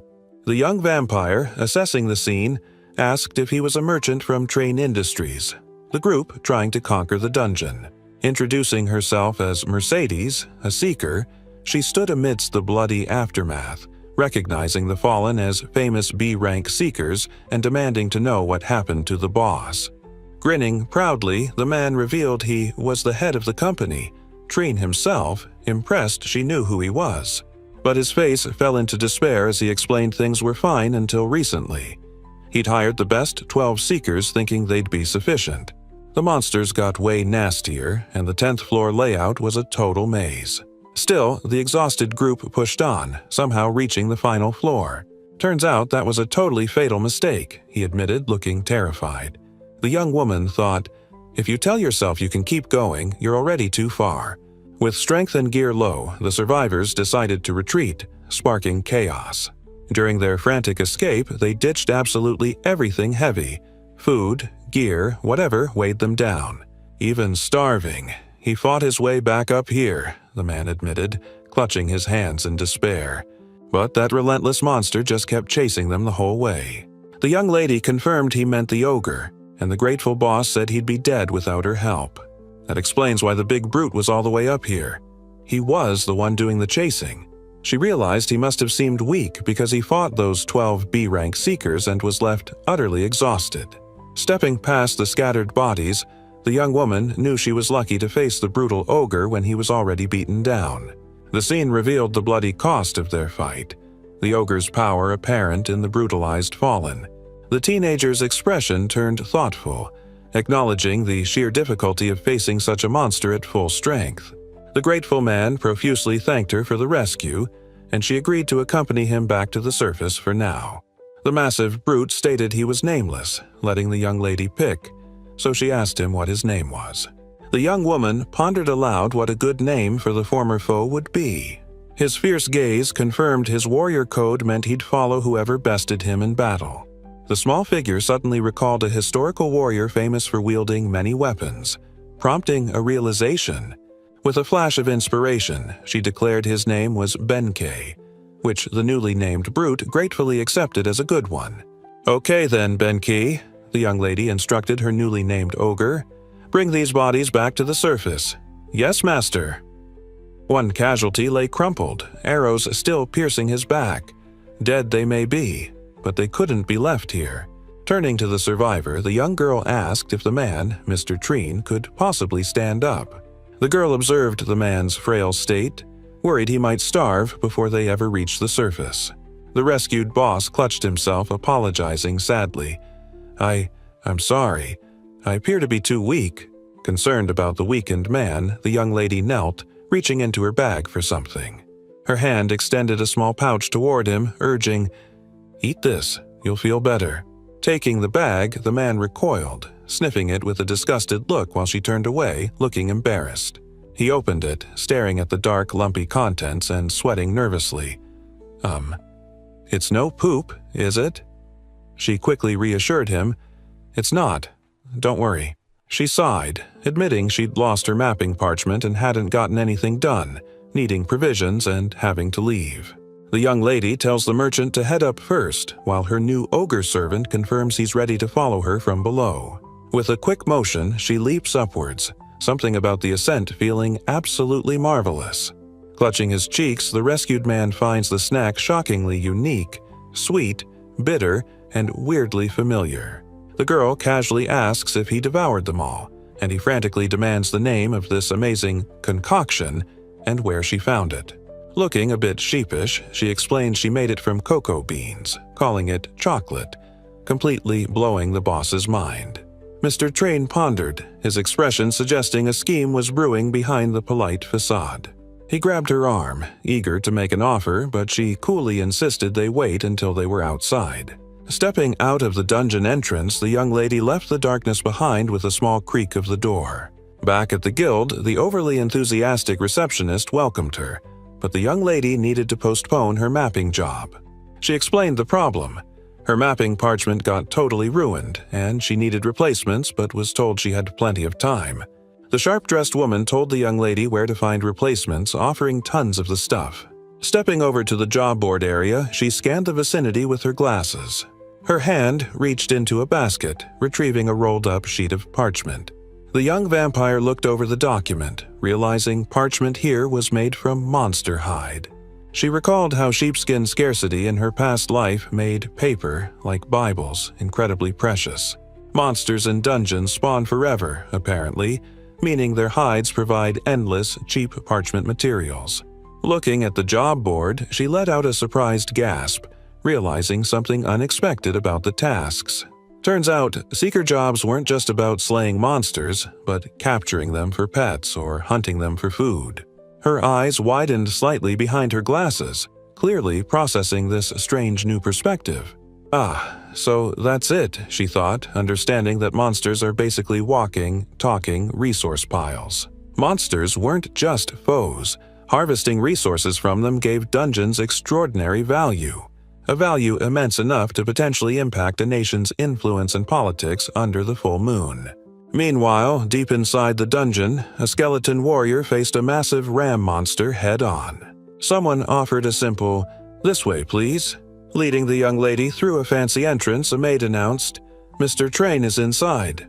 Mr. Treen, the grateful boss, totally beamed, practically shouting how he'd been waiting for Miss Mercedes. The young lady just stared, utterly confused by his over-the-top greeting. Turns out he was all better, patting his belly happily and saying she looked different somehow. He then leaned in excitedly, declaring he had something totally awesome to show her. With a flourish, he presented the plate. New and improved chocolate crunch cookies. Holding the round, dark cookie, she remarked how, "Wow, they look like the real thing," leaving the grateful man completely confused. The boss beamed, explaining they added conking and tempering, just as she suggested, which made them perfect. The young lady noted he was selling them already, and the businessman proudly declared they were flying off the shelves. Munching happily, the girl closed her eyes in satisfaction, confirming they even melt in your mouth, and he did a good job. He greedily stuffed his face, raving that they both smell and look better, and he just can't get enough. Mr. Treen excitedly explained he set aside stock and a sales percentage for her, urging her to take it when she left. He insisted on no special treatment, just wanting to thank her properly for saving him and offering a huge feast. With a slight sweat drop, the teenager sighed inwardly, reluctantly agreeing to the feast. The young vampire sat before an incredibly lavish feast, looking utterly surprised by the spread. One dish, sitting on a stand, was imported from a far-off Vogelin nation. The lavish feast included famous elfin cuisine, like this delicious-looking basket of fresh bread and tomatoes. Then came dishes from a far-off Chimeran nation, featuring sliced meat and, well, some other stuff. Mr. Train was thrilled she liked the cookies, figuring she must love culinary arts, but the girl was just amazed by all the exotic dishes.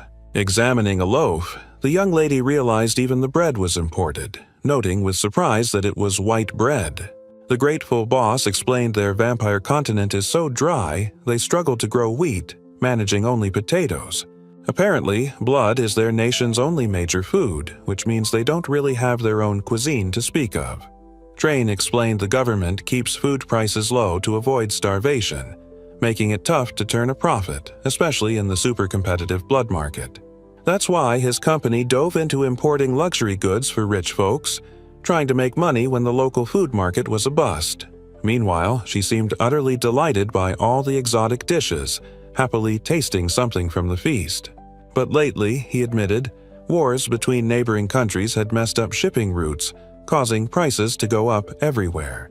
A hand gripped a knife, ready to carve into the impressive-looking dishes. The businessman admitted his imported goods were often damaged, leaving his business unstable and detours closing. So his desperate solution was conquering a dungeon, the young lady wondered, picking at her food. Precisely, the man confirmed, explaining the stable market for seeker goods offered their best hope. But that's still no reason, she insisted thoughtfully, for the company boss to risk his own neck inside. Rumors claimed priceless treasures awaited, collectible only by registered dungeon owners. And to get the real treasure, they said, you had to face the dungeon's trial yourself. Cutting her food, the young lady mused the property rights thing sounded dubious, but seekers would betray anyone for treasure. Taking a bite, her eyes widened and she let out a pleased murmur. Mr. Train looked surprised, holding his knife and fork, asking if she didn't like the chimere blood sausages he mentioned. Turns out she did like them, declaring they were seriously the best dish she'd had that included blood. The businessman agreed you could find them sometimes, but honestly, nothing beats plain old blood, right? Seeing his success, the young lady then wondered aloud if he planned on exporting chocolate too. Well, you see, the ecstatic businessman roared, celebrating how they were selling like hotcakes. His dungeon days were totally over. He explained he initially meant to sell them as rations for seekers, but kids just loved them more. Mr. Treen couldn't keep up with demand, smugly noting the price hike didn't stop them flying off the shelves. The young lady couldn't help but preen a little, declaring herself too good of a salesman for the insane demand. But then she got serious, pointing out most folks here were broke, wondering how Treen planned to sell expensive treats to seekers. Looking worried, the businessman hoped Miss Mercedes could offer her wisdom on this little marketing problem. The young vampire looked thoughtful, considering that maybe folks would eventually get sick of eating only sugary stuff. Back at the manor under the full moon, Treen was totally gushing, calling the young lady the best and happily buying her canned goods recipe. The dark dungeon passages stretched ahead, only broken by the distant light filtering through ancient arches. A hand moved quickly, scratching away at the map with a quill pen. Sitting comfortably atop her massive ogre servant, Mercedes meticulously mapped the dungeon with her quill and lantern light. As the big guy looked slightly uncomfortable, the young lady grinned, announcing she had finally finished mapping the entire third floor.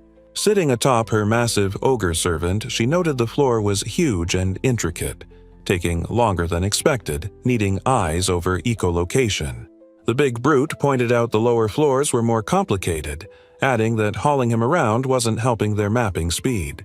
The young woman agreed, ready for harder jobs and needing a scouting comrade to help them out. She pondered whether any suitable monster pals existed within this dungeon to fill that scouting role. His massive ogre servant looked down, offering a suggestion. "I would recommend a Schwarz Wolfgang." She asked her new ogre servant if he knew exactly where dungeon monsters like to hang out, especially on that 12th floor he mentioned. "Sounds perfect," she added. The big brute explained they appear on the 12th floor and below are super powerful wolf monsters, sometimes grumpy but fiercely loyal. Her ogre companion admitted he didn't know everything, but monsters definitely stuck to fixed locations. The young lady mused that felt a bit weird, but figured monsters just had their favorite spots to hang out. "Actually," she added, showing some papers, "since we're mapping again, I picked up some new jobs. Harvest slimes and steel swords for cash, obviously." The young lady confirmed her jobs were doable together, way down on the 11th floor. "Great," her ogre companion replied. Going that deep into the dungeon felt sudden, and she worried about supplies and staying overnight. Benke reassured his master, insisting she was stronger than she knew and he'd get them there and back quickly. The dungeon structure plunged downward, a complex, ruined abyss filled with shafts of light. The young lady looked surprised, realizing she hadn't just caught up to the others but totally bypassed them using this fast path. The massive brute leaped upwards, carrying the young lady on his shoulder through the ancient stone ruins. His powerful legs propelled them higher, launching the pair through the air with surprising agility. Slamming into the wall, the big guy continued their ascent, navigating the perilous shortcut. She mused that no adult team could manage these dangerous shortcuts while lugging all their seeker gear. Arriving on the 11th floor, a formidable winged monster appeared, ready to face the towering ogre and his master. The massive ogre clashed fiercely with the winged monster, putting his strength to the test. Peeking around her loyal brute, the young lady watched the brutal fight unfold. He figured it made sense that Guy guarded the final floor. He was so strong, his master felt like dead weight by comparison. Standing victorious, her ogre servant declared he had found the item his master sought. Looking utterly surprised, the young girl stared at what the big brute had found. A little blobby thing darts across the stone ruin. "Is that it?" someone asks. The blob jiggles, striking a weird pose. Turns out it's a no-good jelly slime. The young lady grabs her sword, telling her ogre servant she'll be right back to get the slime. "Take care, master," he replies. With a determined grin, she dashes forward, sword ready for the tiny target. Her foot slams down hard, using her gravity magic to shatter the stone floor. The young vampire sighed, figuring this was exactly how things would play out. Her powerful strike sent stone and dust flying everywhere, a destructive blur of motion. The jiggling slime went flying, admitting it was indeed just a useless blob. The determined seeker attacked again, deciding there was no need to play nice after that. The creature just looked utterly surprised by the continued jiggling assault. Kicking off, she leaped towards the jiggling target, ready to strike. The blobby creature jiggled and surged forward, trying to engulf her, but her sword plunged deep into the shifting mass, aiming for its core. The blade sank in, piercing the fluid body easily, revealing the hidden target. "How did you know?" the surprised slime asked, its form wavering around the wound. She slid forward with a powerful kick, sending gooey slime splashing everywhere. But the young lady just blinked behind her glasses, figuring this was totally normal for slimes. And with another strike, her sword dripped slime, confirming the hit was a messy one. His hand held the dripping blob, a gooey mess that refused to keep itself together. The girl carefully scooped the wobbly stuff into a bag, making sure none escaped. Holding the captured slime, she wondered aloud if people actually eat this gross stuff, especially when the client is a fancy bakery. Job complete, the young lady presented the gooey bag to her massive ogre servant, asking if collecting the Grip Vector's swords was next. Suddenly, brittle skeleton warriors erupted in chaotic destruction, bones and swords scattering everywhere from a powerful force. More skeletal combatants were shattered, their forms exploding into fragments amidst the dark dungeon ruins. These sword-wielding bony fiends, known as Grip Effectors, were apparently found right here on the second floor as well. Holding up one of the recovered blades, she noted its value was incredibly high, far more lucrative than just mining gems. Kneeling among the scattered bones and broken skeletons, the young lady began collecting the swords left behind. Her eyes blinked slightly, a thoughtful expression crossing her face as she paused in her task. One of the skulls lay particularly damaged on the ground, its jaw gaping open and pieces scattered. Picking up the broken skull, she examined it closely, realizing it had the same crack she had noticed on a skeleton back on the second floor. She was walking along, holding one skull, when she tripped over another on the ground. She held the skull, looking utterly confused, while her ogre servant knelt behind her, asking if she was all right. Her eyes narrowed behind her glasses, observing the strange situation intently. It was like the skulls were just popping up everywhere, somehow replicating themselves. She pondered if she was wrong about monsters reproducing sexually, since this was just weird. Walking through the bustling market with Benki, she mused something always felt off about this world. People hunt monsters every single day. Yet the need for hunting them never, ever dwindles, she thought, moving deeper into the ruins. Stepping over scattered bones and debris, it's clear nobody's breeding these things, but their ecosystem still somehow thrives. Benki, she wondered aloud, her expression serious. Are monsters produced endlessly? Are they cloned? His brow furrowed slightly. Cloned? I do not know about that. He replied, but they are certainly produced endlessly. Benkei explained these monsters come from a deep dungeon door, appearing regularly to replace those defeated. Holding a skull, she pressed her ogre servant for details.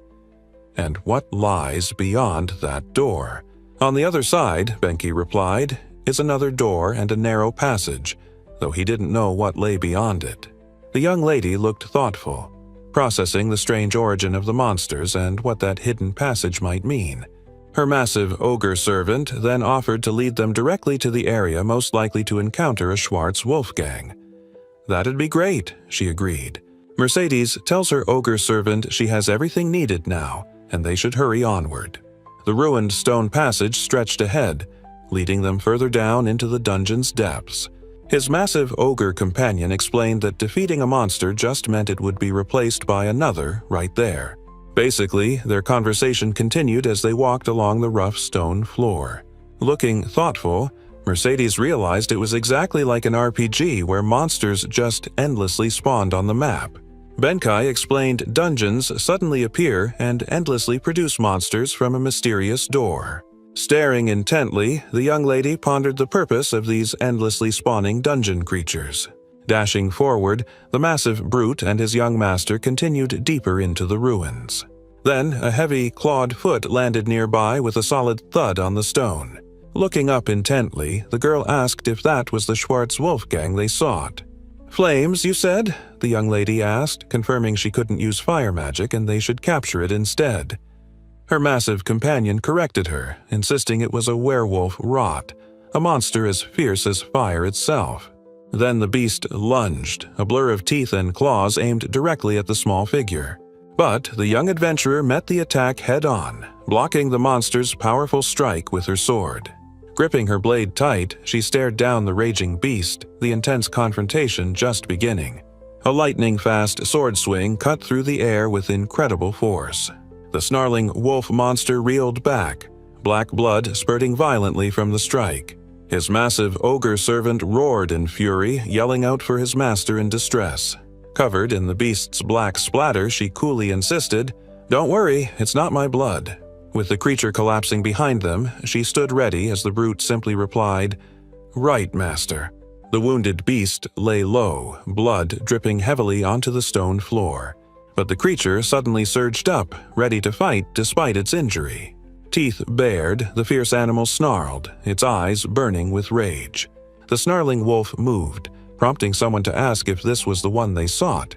Facing the charging beast, her ogre friend confirmed, "Yes, there is no doubt about it." "Listen, Benki, stay out of this," she declared, gripping her sword firmly. "No matter what happens to me," she stated, "keep still until I say otherwise." Her loyal ogre servant looked deeply concerned by the strict command. Deciding communication wasn't an option with this brute, she knew she needed to show she wasn't a threat first. But the charging monster was surprisingly quick, impacting her with brutal speed.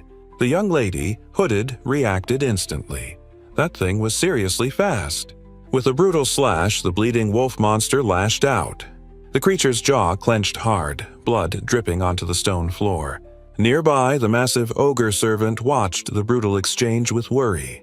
The monstrous wolf stood panting heavily, clearly tiring from the fight. Multiple slashes tore through her clothes, black blood erupting as the brutal attack landed. Her head, wrapped in bandages and streaked with blood, was thrown back, but determination hardened her expression. The snarling beast was right on her, jaws wide and dripping, pushing her back onto the stone floor. His sharp fangs neared her neck, blood splattering as she fought back, biting down hard herself. With a desperate shove, the young lady pushed the beast's head away, creating space to maneuver and escape. The monster leaped towards her, blood splattering nearby on the stone floor. Holding her wounded neck, she felt the brutal hits from the beast. Sitting up, the young lady saw how utterly torn her clothes were. The snarling beast let out a guttural growl, ready to keep fighting. Again, the vicious monster lunged towards the struggling fighter. Bandaged and bleeding, the determined young lady pushed through the pain, eyes focused. Training a dog with pain and fear just leads to betrayal, she thought, facing the snarling beast. No, she needed a stronger connection, not something so fragile, her hand reaching out. Her hand reached for the raging wolf's muzzle, meeting a fierce growl. Like wolf mothers asserting dominance, she knew this nose grab showed who's boss. While she asserted dominance over the beast, Benki stood ready, his loyalty absolute. The young lady, though wounded, looked calm, having found a way to connect. Tenderly, she embraced the fierce creature, a bond forged in the dungeon's cold. The massive brute watched, a knowing look on his face, perhaps even proud. He put a hand on her shoulder, telling his master she needed to name their new friend. The large ogre snapped she couldn't move, then claimed it was just a joke, leaving the young lady startled. She pondered naming her new wolf companion Schwartz, but that felt as silly as naming a person human. The wolf yipped its enthusiasm, and she quickly decided, "Okay, let's name him Kuro," totally giving up on clever names. Her new wolf companion stood over her, stating they had finished collecting the needed goods for their jobs. Looking ahead, the young lady finally decided it was time for them to head back home. The young lady stood awkwardly with her massive ogre and new wolf companion. Guess he couldn't hide them forever from her home. Back at the manor, her mother let out an ear-splitting shriek of pure panic, while Nan seemed completely unfazed. "Calm down, Mother. I can explain," the young lady quickly said while her ogre friend internally groaned. "Saw that coming." Just like that, Mom was overjoyed, hugging Nan tightly and announcing they had to celebrate her bringing her first friends over. The embarrassed adventurer looked away as her ogre servant politely asked the now delighted mother her name, thinking his master was braver than most. Her mother happily announced a package from Treen Industries arrived just for her room. The young lady pondered what on earth it could be, linking it to the recipes he'd bought. What awaited was a ridiculous, intimidating mountain of identical stacked suitcases. Then her acquaintance Monica excitedly appeared, announcing she got a letter too, making her gasp. "What the?" Monica eagerly reached out, asking if she could open one of the mysterious cases right then. Inside the suitcase was an insane amount of cash, stacks and stacks of currency overflowing. Her acquaintance gasped in shock, totally overwhelmed, while the young lady calmly explained she just sold the rights to her chocolate recipe. Holding up a formal document, she pointed out they were asking how to deliver the ridiculously huge remaining payment and asked her mother to handle it. Monica's face crumpled in pure, wide-eyed horror, absolutely sweating buckets at the sheer scale of the money involved. Looking back at the freaked-out girl, the young vampire called out to her loyal maid, trying to get someone to deal with the mountain of money. The young lady proudly showed off the samples of her new canned goods. Someone noted how quickly Train Industries picked it up, just like with the chocolate cookies. She mused it was pure coincidence running into him, but boy, did it turn out well for her. Standing before the immense wealth, she knew this meant her mother and Nan could live comfortably forever. Then a sudden jolt. Her life and future were finally hers, and hers alone. Intrigued by the door Benki mentioned, she decided to head for the dungeon's final floor. Just then, outside the dungeon entrance, the young girl and her wolf companion sensed someone approaching. Pushing up her glasses, she realized from the footfalls that whoever was coming wasn't alone. Under the moon, a group of people appeared, one asking if she was Mercedes Grunewald. Standing by the dungeon gate, she faced a tall figure asking who they were and what they wanted. The young man replied his name was Boris Grunewald, 14, noting she was pretty cold. Her eyes widened behind her glasses. Grunewald. They were related. Mercedes, sharp as a tack, asked if they were all concubine kids, noting he came alone. The other, stocky guy, introduced himself. Gottfried Grunewald, 13. She thought, he's that huge at 13? Monica Grunewald, 9 years old and looking fancy, announced herself like her mother's status demanded. Then came Margaret Grunewald, also 9, shyly whispering her name, clearly treated poorly. Mercedes, however, just looked utterly confused, asking why they were all even together here. A month from this gathering, a man's intense eyes hinted at a big event coming soon. Apparently, they were holding a birthday party at the main family residence for Felix, the legitimate son. Boris explained their half-brother Felix wanted them all to come and compete in a test of strength he proposed. The young man looked grim, agreeing there was no way they could measure up to him, calling the legitimate son an elite with the best education. The young lady just stared, thinking how utterly stupid that whole idea or their reaction was. Someone grabbed the shy girl's arm, exasperated that their half-brother was dragging this youngest one into it too. Turns out, vampires here really just value strength above everything else. A simple but totally effective code. Felix arranged this trial of strength to eliminate his siblings' ambitions and secure his position as the true heir. Monica thought his approach was strangely decent, given other options like slander or outright assassination existed. Still, the young man insisted this confrontation was their one real chance, right? He explained that if they worked together against Felix, their father watching, he could become the heir. The young lady's jaw dropped. Wait, he just said the quiet part about becoming heir completely out loud? She looked at him skeptically, pointing out he was the oldest after all. So shouldn't he be the one leading this group? Sweat beaded on his face as he promised bright futures for all the concubines' kids, asking if he wasn't clearly the best guy for the job. Facing the ornate gate, the young lady folded her arms, wondering how he planned to take down Felix when the test was probably just one-on-one. His big brother was just a blockhead, with strength, Boris explained, declaring his plan was to simply let the big guy tire Felix out first. Then he'd step in for the easy win. He smirked, needing her and little Margaret's support to pull off his genius plan.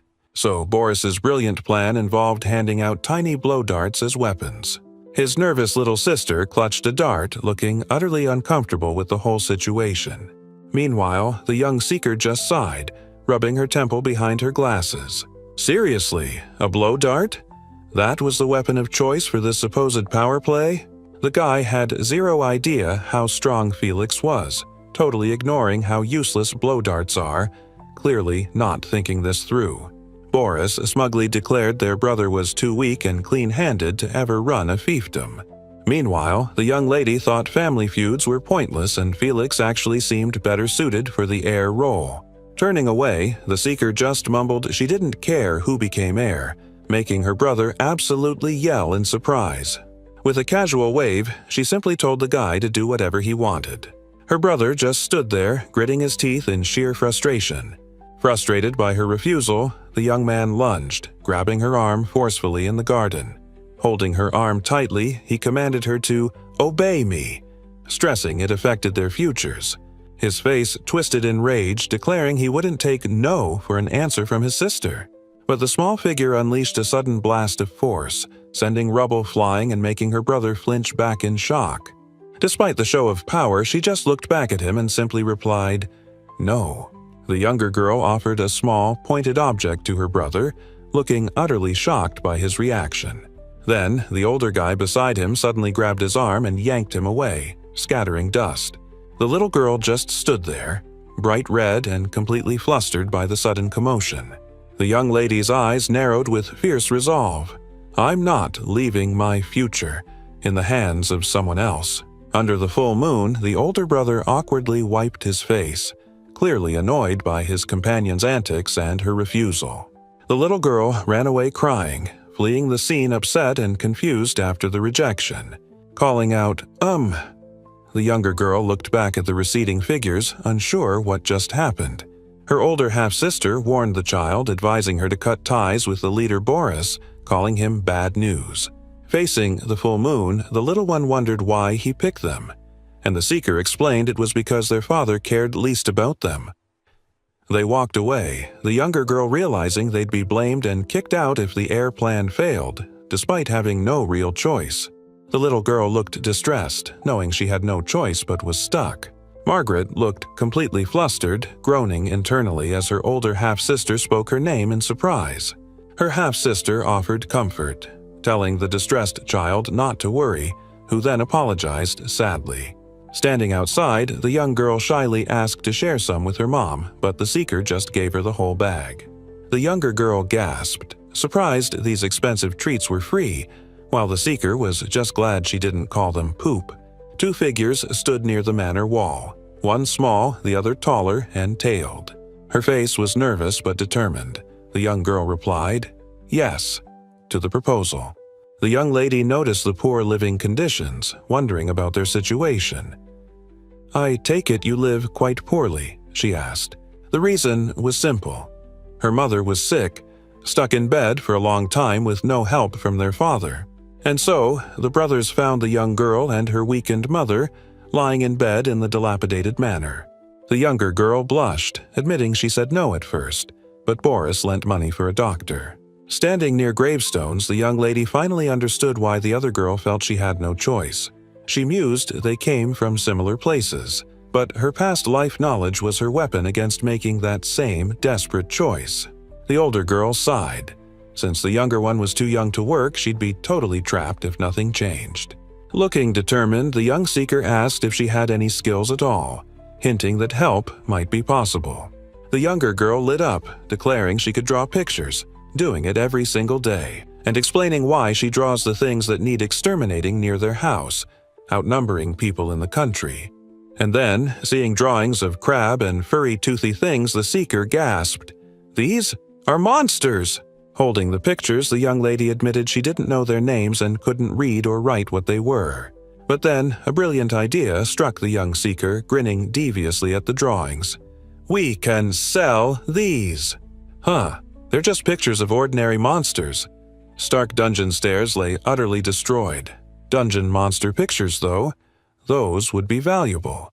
Fighting a massive monster, dust flew everywhere. Her eyes widened in utter shock. The young lady, pointing at the fluffy monster, asked if the younger girl could draw this one, and she readily agreed. So the little girl settled in to sketch the big, defeated monster, while the ogre and wolf watched nearby. And just like Benki said, the young woman realized the exact same monster had appeared again in the same spot. With a proud smile, the child showed off her finished monster drawings, and her older half-sister agreed they looked great. Turning away, the seeker insisted she wasn't scared and was totally ready to go, adding she needed more samples. The young girl clenched her fist, blushing slightly, insisting she was totally fine with her plan. Back in the dungeon, they fought fierce monsters like snakes and skeletons. Kneeling by a skeleton, she noticed a bone was missing. Later, settled comfortably on her wolf pal, she sketched diligently. The big brute held up the drawings as the young lady declared she wanted to sell them to the guild. At the guild, the bald receptionist stared at the pictures, totally surprised, saying she'd brought something neat again.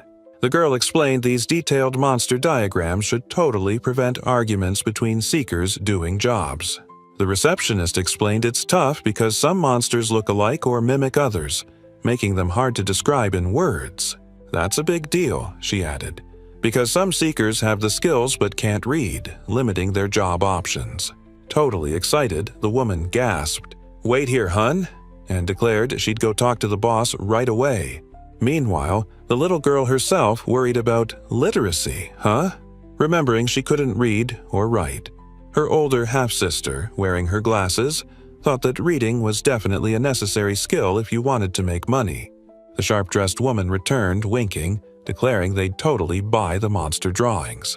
Suddenly, stacks of cash appeared, making the young woman gasp in total shock. 800,000 yerks for the bunch. She was confused, asking why they called Stark Dungeon high level when it was supposed to be beginner-friendly. Info on lower floors is super valuable. The receptionist admitted they misjudged the dungeon's difficulty because it was brand new. And, well, sorry about that. Those B-rank seekers were already wiped out by the time they figured it out. So, since they had to reconsider, the sharp-dressed woman announced the young lady was promoted to C rank, but she just slumped over, asking what was wrong. Her head in her hand, the receptionist sighed. It was nothing, just that she brought a novice with no experience to a high-level dungeon. Oops. Looking up at the job board, the young lady realized they were right. All the available job ranks had totally increased. A hand held out a bag, explaining it was the younger girl's share of the money for acting as an escort, since the other guy already took his. Outside the manor, the young lady told Margaret this much money should let her pay back Boris and support her and her mother for a while, making the smaller girl gasp in surprise. Holding out a book, the young seeker told the younger girl to read this in the meantime. Apparently, that was the book that taught the younger girl how to read and write. With literacy, she realized she could work as a scribe, carefully practicing her letters. It sounded like a stable, risk-free job, making the little one look hopeful. Clenching her fist, she declared she wasn't leaving her future to others, unlike relying on a certain name. Her older half-sister just looked thoughtful, perhaps reflecting on her own path. The massive brute asked if she could manage this on her own. Speaking from the house, she promised she'd do absolutely everything she could.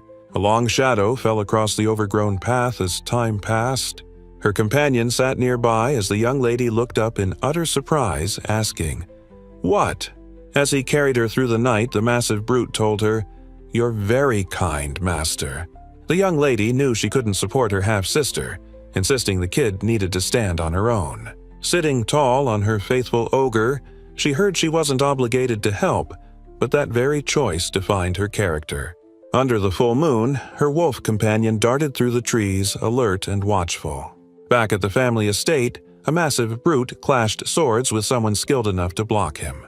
Across the battlefield, the young lady fiercely deflected a powerful blow with her own blade. Boots hit the ground with immense force, kicking up a storm of debris. Mid-leap, the young lady zipped forward, her glasses focused on the target. She slammed a powerful kick right into the big brute's chest, sending him flying. His eyes flared as the muscular man roared, gathering energy for his attack. The ground shattered around him, pieces flying as the big guy unleashed his power. The massive brute unleashed a devastating kick, sending powerful blasts and debris flying everywhere. He followed up with a furious sword swing, but she managed to block his brutal attack with her blade. Their swords clashed with intense force, a shower of sparks erupting between the tiny fighter and the muscular man. The blades ground together, holding against the immense pressure of the powerful strike. Standing strong, the young lady looked up through the dust and sparks with a determined, confident gaze. The massive ogre stood victorious over the rubble, all 6 arms clutching swords. His master declared the battle concluded and that Benki had won. Looking totally pleased behind her glasses, the young lady noted he was better with his 6 arms and had grown stronger. The massive brute looked down, clearly humbled, thanking his master yet insisting he was no match for her. Holding her sword forward, the young girl advised him that humility at its extreme was just subservience and told him not to grovel. Then her boot slammed down, effortlessly shattering the stone floor beneath her. He only won thanks to the handicap, she thought, watching him struggle with something that broke again. She held up 2 shining gems. Apparently, they let anyone use magic easily. Yeah, that's right, these things make using magic super easy for anyone. They were basically just everyday items totally imbued with magic, apparently. Turns out she sealed gravity inside one to use as a ridiculous training weight.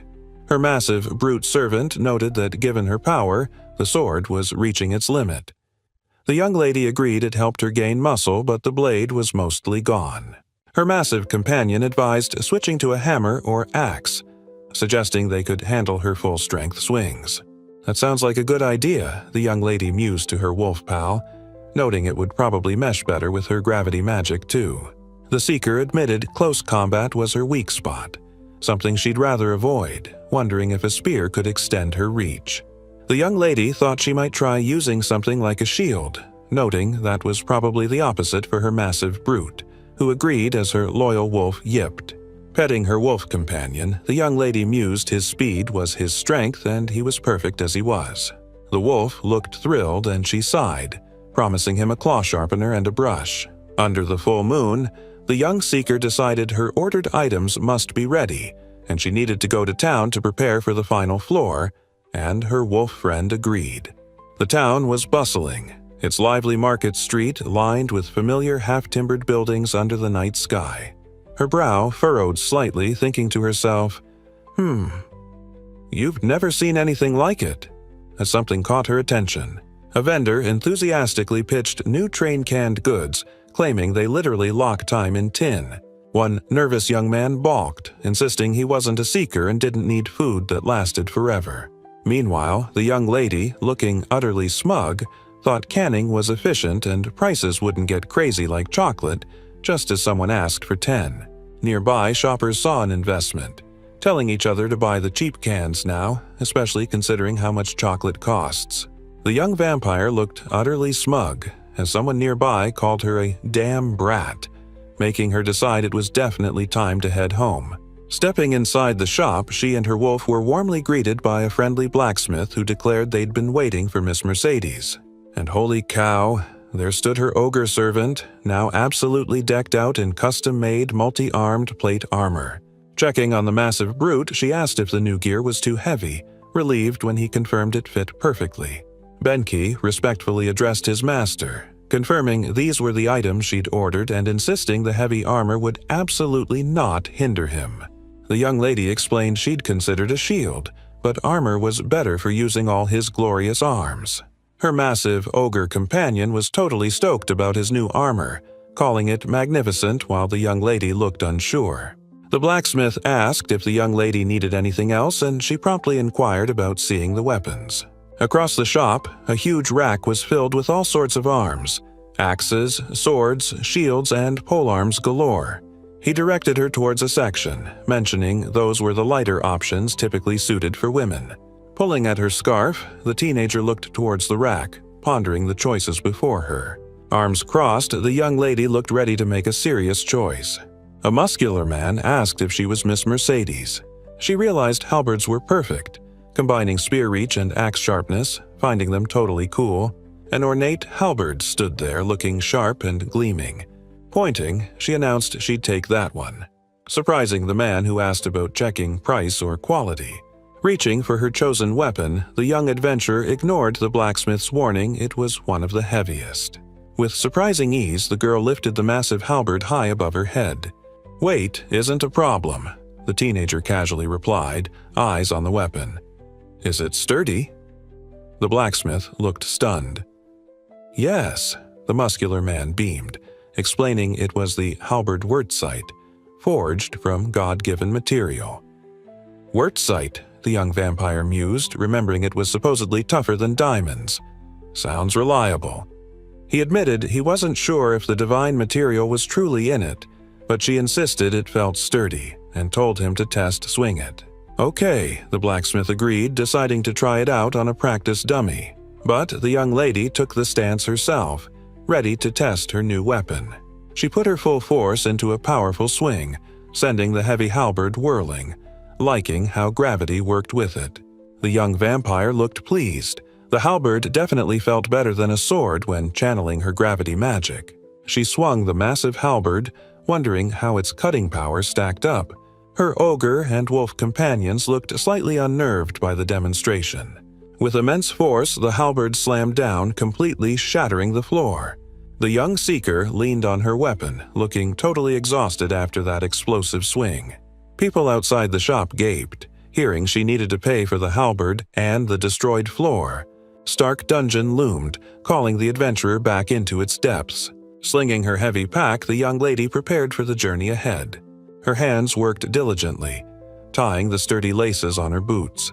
Quivers filled with arrows and bows lay ready, part of the necessary gear. Her ogre and wolf companion stood tall. Preparations were complete.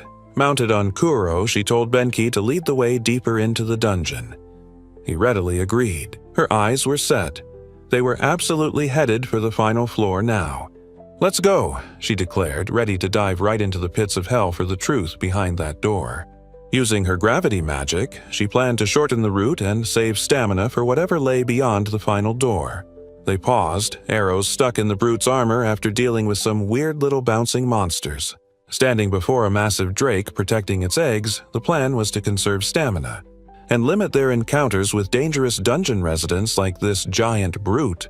So they zipped past the monsters, avoiding conflict with the dungeon dwellers. "Sorry," she explained to any creatures they bypassed. "No time to deal with you. We're going deeper." Sometimes, bypassing meant splashing right through whatever gooey creature stood in their way. The ridiculous blob creature just violently jiggled, announcing it was a no-good jelly slime. Looking a bit skeptical, the young lady watched the creature jiggle away, wishing her luck.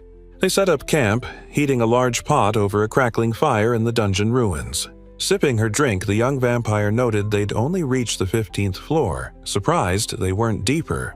Her massive brute carried the gear, while she calculated they were only 1/5 of the way to the final floor. Her happy wolf companion grinned, excitedly receiving a giant chunk of meat. The young lady noted they didn't need much baggage since her companions could get food right here, scooping from her own can. The massive brute confirmed it was true. He and Kuro used to live in this very dungeon. Pondering this, the young woman looked thoughtful, holding her spoon still. So, she wondered, could the starving adventurers have just sucked monster blood to survive? Spooning canned food? The young lady mused about blood abundance, but her massive brute companion said it wasn't that simple, praising her observation anyway. The large ogre explained seekers often died trying monster blood when starving, because few types were safe to drink. Raising her can, she likened it to wild mushrooms. Just because some are edible doesn't mean you can eat any random one. Her ogre servant simply acknowledged her point, holding his own canned meal nearby. Sitting on her wolf, the young woman thought maybe dungeons weren't the easy food source for vampires in dry lands after all. A grim reminder. Dungeons offer wealth but ruthlessly claim the lives of trespassers. In her past life, folks saw disasters as divine trials, tests from the gods. Maybe they, as vampires, are facing some kind of test in this world too. Their small fire crackled warmly, a brief comfort in the cold, stone dungeon. Then her massive ogre servant spoke up, announcing he had a request for his master. Her massive ogre servant turned, requesting permission to eliminate the new me guarding the final floor door. The young lady realized that since he now served her, his previous role at the door had been taken. "Fine with me," she told the brute, granting his request but adding he absolutely had to win this fight. Days passed inside the dungeon depths, showing the young girl eating canned food, training with her halberd, and moving through the ruins with her ogre. On day 5, the massive brute stood ready for battle, armed with 6 swords and his heavy armor. A hulking brute, 6 swords ready, stares intensely. "You're really there," he growls, eyes fixed. His armored counterpart turns to his small master.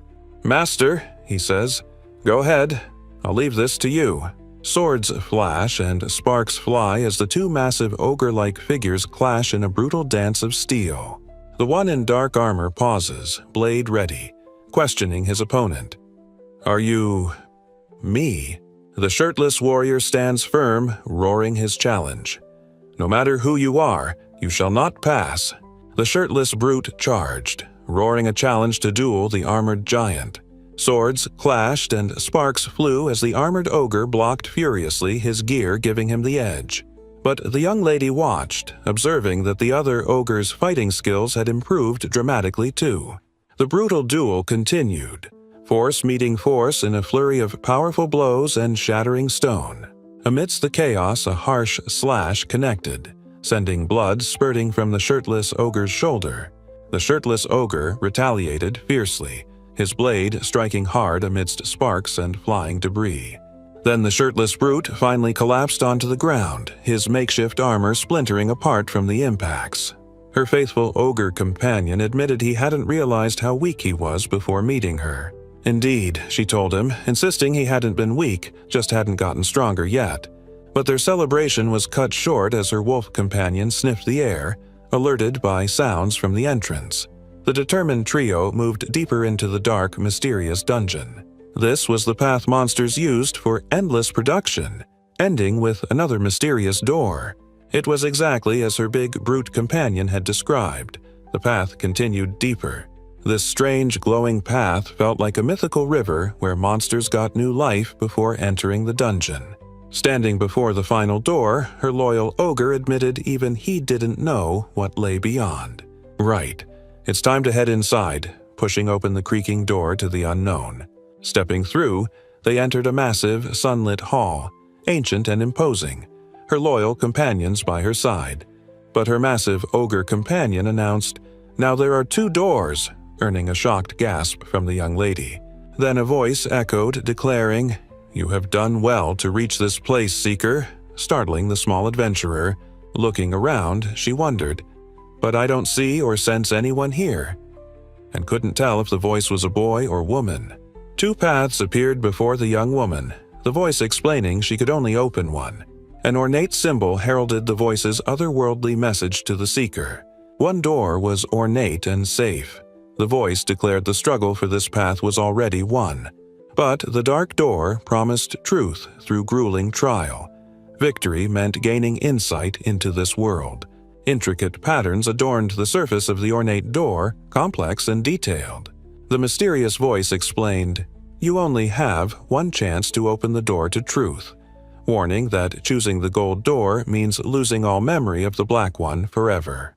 The young lady mused that since most seekers reaching this point would be totally wiped out, logically, choosing the easy path over more conflict seems obvious. The voice added that, hey, the whole point for most folks is just grabbing the mountain of treasure hidden deep inside these dungeons anyway. "Well then," the voice prompted, hinting that the choice was laid out before her. Facing the shimmering entrance, the unseen presence directly asked, "Which door do you choose?" The elaborate, safe door promised treasures for those whose struggle was already won. Proving power meant facing formidable guardians like this armored brute, ready for battle. Staring straight ahead, the young seeker knew exactly what had to be done to earn the truth. Her wolf companion stood ready, sensing the shift in focus and the challenge to come. The unseen voice faded as the young lady and her companions faced the 2 paths, choosing the black door, ready to face the trial and prove their power by defeating the ghostly figures. Facing the final test, the young lady declared she had to defeat it. The immense winged monster introduced itself as Schwartz History, his past erased. Meanwhile, back at the bustling weapon shop, the hammers fell silent for a short bit. One of the big smiths told Miss Mercedes to run her errands while they finished adjustments. She left her halberd with them, telling the workers she would be back later. The young vampire browsed the market, noting they had enough food and were ready for the next needed items. Grabbing supplies, she focused on consumables and magic stones for affinities like fire and ice she couldn't use herself. Her arms strained, picking up 2 heavy bags. Choosing carefully was important. But man, this haul was getting seriously heavy. The young lady sighed, realizing her ogre servant couldn't carry much either, especially not in all that heavy armor. Just then, her wolf companion nudged her hand gently, looking up at her with affection. Hearing this, her wolf companion barked enthusiastically, confirming he'd carry the load. "Thanks," the young lady replied, noting they'd definitely need to get him a pack saddle first. Patting her loyal companion, she explained a pack saddle is just a tool for carrying items, probably found at a pet shop. And so, they arrived at the brightly lit half-moon pet shop entrance, greeted with a cheerful, "Welcome." Stepping inside, the young woman paused, a sudden thought striking her. That reminds me, the young vampire suddenly wondered what happened to that fluffy werewolf Blau pup. Approaching the counter, she told the friendly pet shop worker she had a question for him. His gaze drifted, seeing a massive creature nearby, remarking how big it had grown. Chuckling, he confirmed the werewolf Blau pup was adopted by a young noble lady, totally surprising her. Smiling gently, the young lady mused that he was a good pup, and she was just glad he was doing well. A noble young man boasted about his new companion's speed and obedience. But the young lady recoiled, feeling pressured by this guy's intensity. Then an adorable dinosaur-like creature with sparkly eyes beamed at her. The young seeker groaned, clutching her hands. "Ugh, not you too." The sparkling creature just kept beaming at her with irresistible charm. Facing the adorable creature, the young lady declared she already had monsters to carry her stuff, while her companion stood nearby. The sheer cuteness proved too much for the overwhelmed girl, causing her to let out a gasp and tear up. Meanwhile, the pet shop worker was practically in tears, explaining the little guy just hadn't found a home yet. And there the little creature was, still pouting, looking utterly heartbreakingly sad. The young lady, glancing at the sad creature, fell silent for a moment, clearly thinking things over with her wolf companion. The adorable creature whimpered sadly as the pet shop worker clasped his hands, clearly desperate for her to take it, and the young lady looked conflicted.